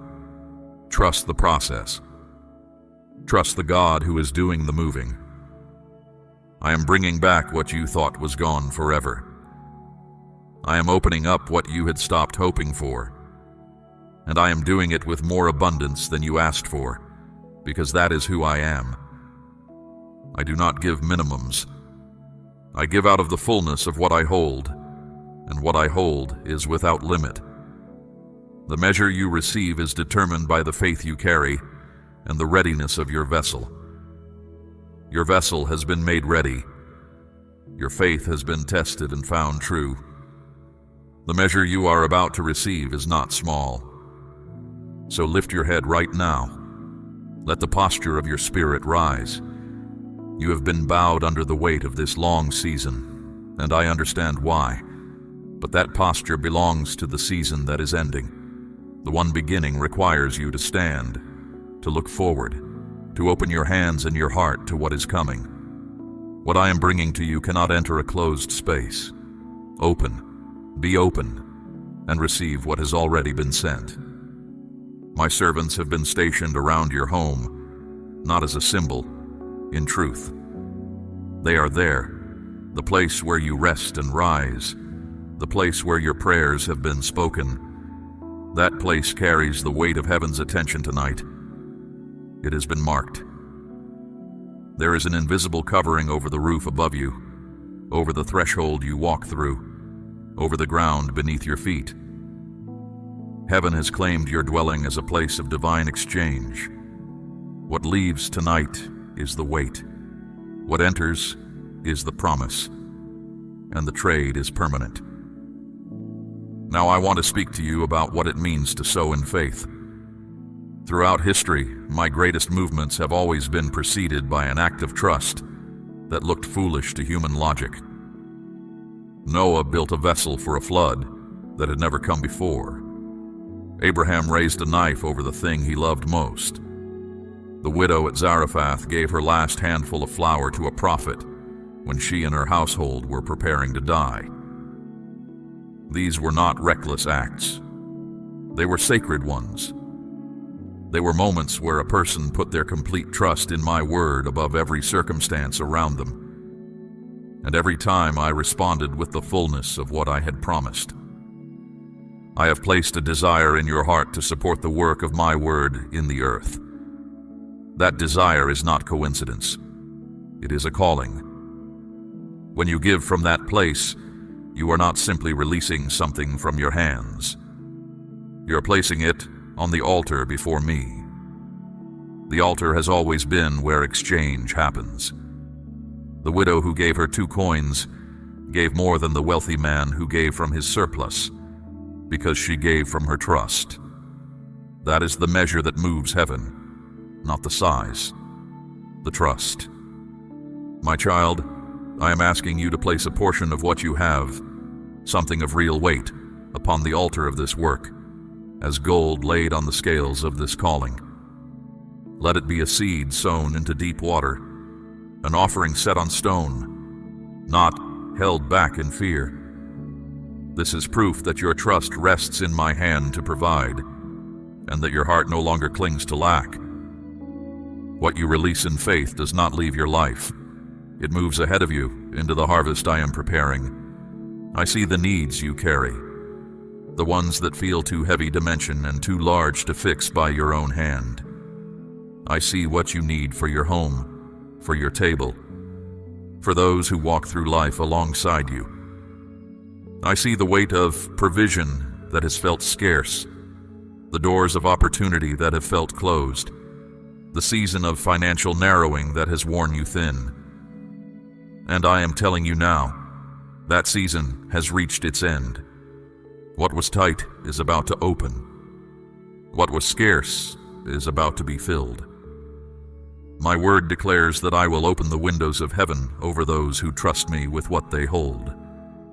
That is not a metaphor for something vague and distant. It is a declaration of my specific intent toward you. I do not make promises casually. Every word I speak carries the weight of my nature behind it. When I say I will provide, I provide. When I say I will open, I open. And the provision that is coming to your life will not be small. It will be the kind that brings rest, the kind that allows you to extend your hand to others and become a channel of blessing yourself. There is a woman in the scriptures whose name you know, Ruth. She left everything that was familiar to her.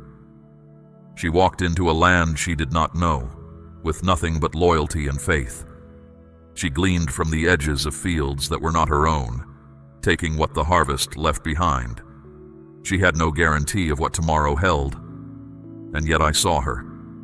I moved the heart of a man of means toward her, and by the time the story closed, she had gone from gleaning at the edge to sitting at the center of the harvest.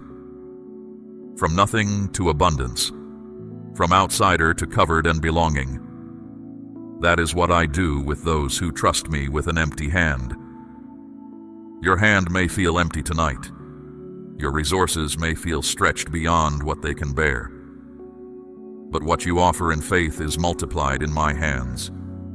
The same way 5 loaves and 2 fish fed a multitude, and left 12 baskets more than what was there at the beginning. I do not work with the same mathematics that governs the natural world. What you give to me comes back to you in a measure you cannot predict, and in a timing that will leave you without doubt that I was the one who moved. The altar has always been the place of breakthrough in my story with humanity. Isaac was conceived after Abraham stood at the altar in total surrender. Solomon received wisdom beyond measure the morning after he offered 1,000 burnt offerings on the heights of Gibeon. Elijah called down fire on a sacrifice that had been drenched with water until every doubt the watching crowd had was silenced in a single holy moment. The altar is not where you lose something. It is where you release what you are holding too tightly so that I can place something greater in your hands. This is the moment of exchange, not pressure, not obligation. It is an invitation to place something in my hands and watch what I do with it. The one who gives in faith is not giving something away. They are planting.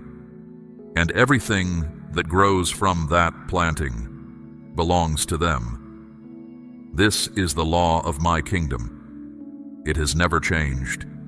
It will not change for you. So if your heart is stirred right now, let that stirring be your guide. I do not manufacture false urgency. What you feel in this moment is real.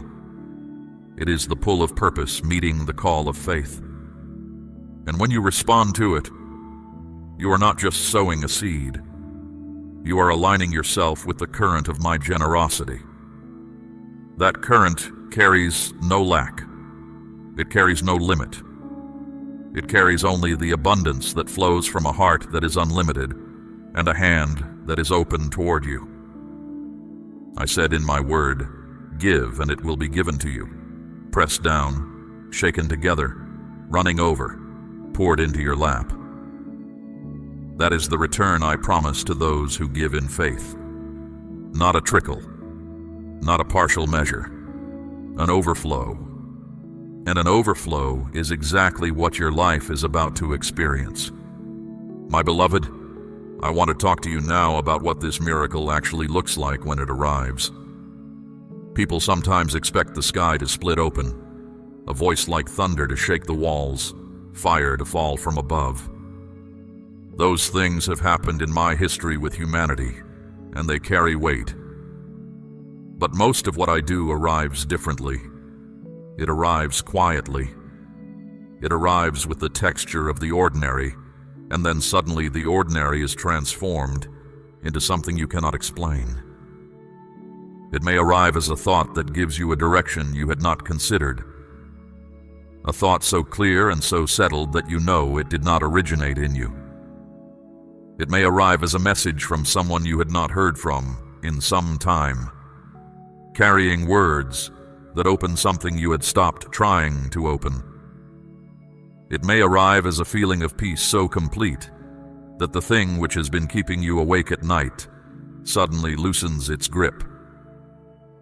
You will know it is mine because it will carry peace rather than fear. Everything I bring to you comes with peace as its signature. Declare I receive this if your heart is open to what I am releasing tonight. The miracle does not always announce itself loudly. Sometimes it is a door opening in a situation that was sealed for years. Sometimes it is a burden lifting from your chest at 3 a.m, and you fall into the deepest sleep you have had in months. Sometimes it is a kindness from a stranger that carries the exact word you needed at the exact moment you needed it. These are not small things. These are the fingerprints of my hand on the surface of your life. Do not minimize what seems small. The greatest breakthroughs in the stories of my people often began with something quiet, a still small voice to a prophet who was hiding in a cave, a burning bush at the edge of a shepherd's field, an angel's greeting to a young woman in an ordinary house in an ordinary town.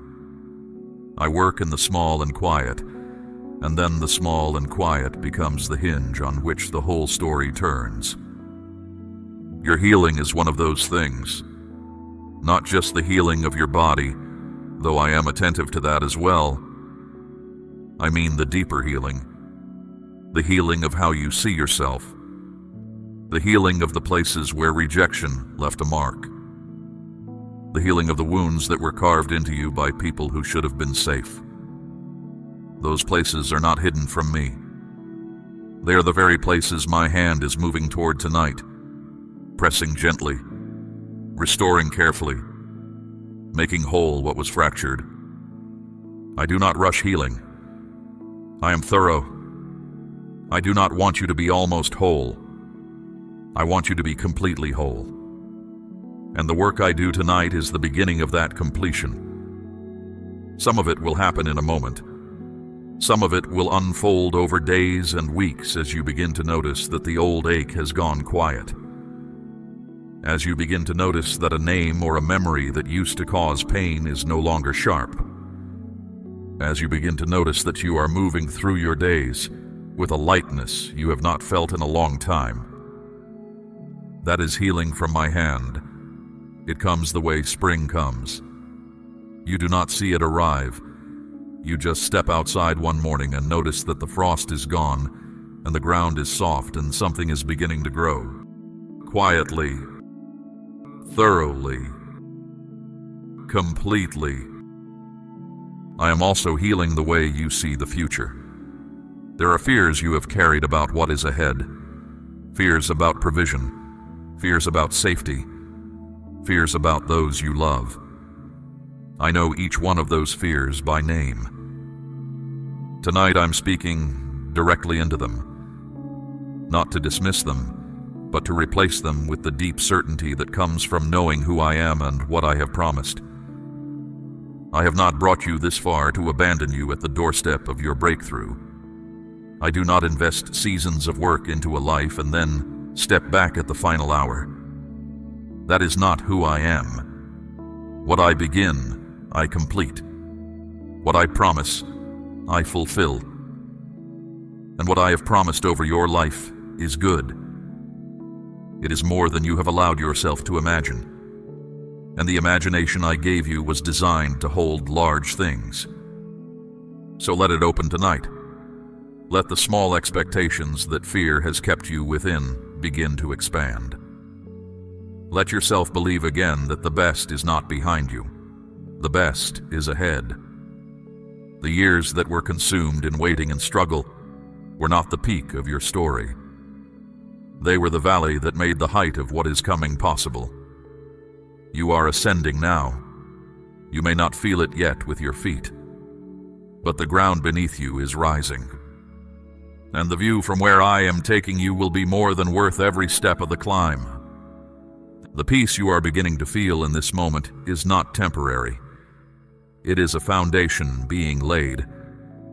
A peace that is not dependent on your circumstances remaining stable, because I am teaching you to rest in me rather than in what you can see and control. That is the peace I promised in my word, the kind that surpasses every human attempt to understand it, the kind that keeps your heart steady when everything around you is in motion. That peace is settling into you right now. Let it in. Let it go deep. Let it take root. Your identity is being restored alongside your circumstances. The two always move together. I do not fix the outside while leaving the inside untouched. I begin with what is deepest, and what is deepest in you is a spirit made in my image, created for purpose, designed for abundance and love and service and joy. That spirit has been pressed and tested and tried, but it was never broken, and tonight it is rising into the fullness of what it was always meant to be. This is more than a miracle of provision. This is a miracle of becoming. There are people in your life who need what is happening in you tonight. I want to speak about them, because this miracle was never only for you. What I do in one life always ripples outward. That is the design of my love. It is never contained. It always overflows. Those you love and carry in your heart and in your prayers, I see them. I know their names.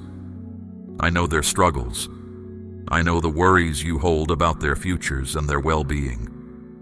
You have brought them before me so many times. You have asked me to protect them, to provide for them, to lead them safely. Those prayers have been received, every one of them. And what I am releasing into your life tonight includes what they need as well. I do not answer prayers in isolation. When I move on your behalf, I move on the behalf of everyone connected to your faith. Your prayers have been building something in the unseen, not just for yourself, but for those you love. What you have been sowing in intercession, you will see bearing fruit in their lives as well. Relationships that seemed irreparably broken will find a path toward restoration. Needs that seemed impossible to meet will be met in ways no one planned. People you have been praying for in the dark will step into light in their own time and their own way. I am the God of the prodigal's father. I am the one who watched the road and ran when I saw the returning figure in the distance. That is how I love those you carry in your prayers. I am already watching for their return. I am already preparing the welcome. Your faith has been the prayer that kept the road open, and I will honor it. I want to speak now about the relationships in your life that have been marked by pain. Betrayal has a particular kind of sting. When it comes from someone you trusted, someone you opened yourself to, The wound goes deeper than ordinary hurt. I know you have carried some of those wounds. I know the names of those who caused them. And I am not asking you to pretend the pain did not happen. I am not asking you to act as though what was done was acceptable, but I am asking you to release it into my hands. Because what they intended for harm, I can turn to good. That is not a hollow promise. I proved it in the life of Joseph, a man thrown into a pit by his own brothers, sold to strangers, falsely accused and imprisoned. Years of injustice, years of waiting in a darkness, not of his making. And yet, not one word I had spoken over his life was canceled by the cruelty of others. At the appointed time, every promise was fulfilled. And when he stood before the brothers who had wronged him, he was able to say, "You meant this for evil, but God meant it for good." That is the testimony I am writing over your life. What was meant to destroy you did not succeed. What was meant to end your story became part of the plot that leads to the most powerful chapter. The enemy of your soul thought he was writing the conclusion. He was only setting up the context for my intervention. Let go of the weight of what was done to you, not because it did not matter, but because carrying it is costing you something you need for where you are going. The strength that has been tied up in holding on to old wounds is being freed tonight. And that freed strength will be redirected toward the future I have prepared. You need every bit of it for what is ahead, and what is ahead is worth everything. Speak this aloud if you are ready to walk forward into what I have prepared for you. I want to tell you something about the people you will encounter in this new season. They will not all look like what you expected. Some of the greatest instruments of blessing in your life will arrive unannounced. They will come without the credentials you thought you were looking for, from directions you were not watching. Stay attentive. Stay open. Do not disqualify what I send because it does not match the picture you had imagined. My provision often arrives in the disguise of the unexpected. There will also be those whose time in your life has come to a natural close. The shifting that is happening around you will make some separations feel clear and right, and you will know in your spirit that they are necessary. Do not resist them. Not every person who has walked with you through the wilderness is meant to walk with you into the promised land. Some were companions for a season. Honor that season. Release them with peace. And trust that what I bring in to replace what departs will exceed what was there before. Your circle is being refined, not reduced. What appears to be a narrowing is actually a deepening. The relationships that remain and the ones that arrive will carry greater purpose, greater loyalty, and greater love than what the former season held. Quality is rising where quantity is decreasing. And in that rising, you will find the connection and belonging you have been longing for. This is restoration at every level, not just the outside circumstances being set right. The whole of your life, the inside and the outside, the private and the visible, the emotional and the practical. I am a thorough God. I leave nothing unattended. Not one part of you has been overlooked. Every dimension of your life is included in what I am doing. The word the prophet Isaiah carried said that I would give beauty for ashes, the oil of joy for mourning, the garment of praise for the spirit of heaviness. That is not poetry for its own sake. That is a precise description of the exchange I make. Ashes are what remains when fire has passed through. They are the evidence of what was lost. And I take even that, even the evidence of the worst of what happened, and I exchange it for beauty. So, the very thing that should be the reminder of your pain becomes the foundation of your testimony. I do not waste even the ashes. My precious child, we have walked a long road together, you and I. I have seen every version of you. the one who was full of hope and the one who was barely holding on, the one who ran toward me and the one who was too exhausted to move. I have known every corner of you, and I have never once stepped back. You have never been too broken for my love or too lost for my reach. That has always been true, and it will always be true. The new season you are stepping into is not a reward for perfection. It is a gift given in love by a Father who sees not just who you are right now, but who you are becoming. I see the whole of you across all of time. I see the courage that is still forming in you. I see the capacity for compassion that is deepening in you because of what you have walked through. I see the wisdom being laid in you like a slow and patient river, carving its channel through stone. You are not finished. You are being completed. And what is being completed is magnificent.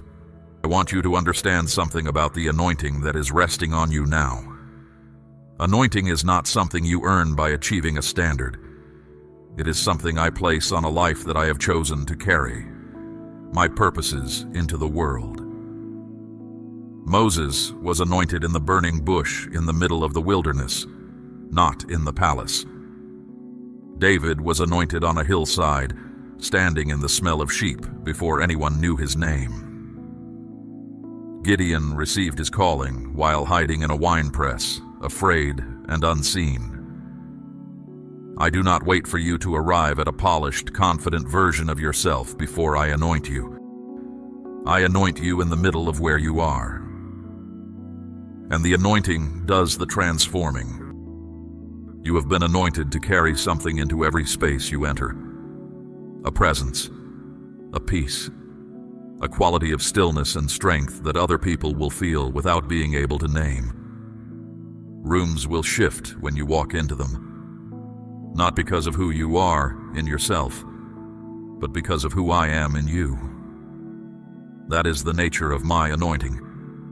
It moves outward from the vessel. It touches what you touch. It speaks through your words without you having to try to make it happen. It is given. It is permanent. It is already at work. People will come to you in the days ahead who are standing in the places you have stood.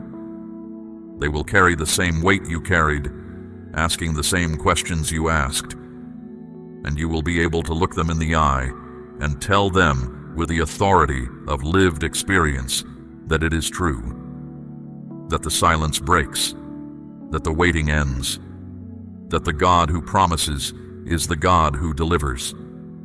Your testimony will be the evidence someone else needs to hold on for one more day. And I trusted that responsibility to you on purpose. Share what I have done in you, not to perform, but because living water is meant to flow. Every word of hope you speak out of what you have received will carry the authority of heaven behind it. It will not just be words, it will be truth, confirmed by experience. And truth confirmed by experience is the most powerful thing you can offer another soul. The light that has entered your life in this hour will not fade when morning comes. It is not a feeling that rises and falls with your circumstances.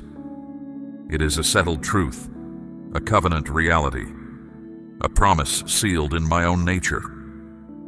You are seen. You are known. You are loved without limit. You are covered by a grace you did not earn and cannot lose. You are moving into a season where that truth becomes visible, not just to you, but to everyone around you. Do not return to the old way of seeing yourself.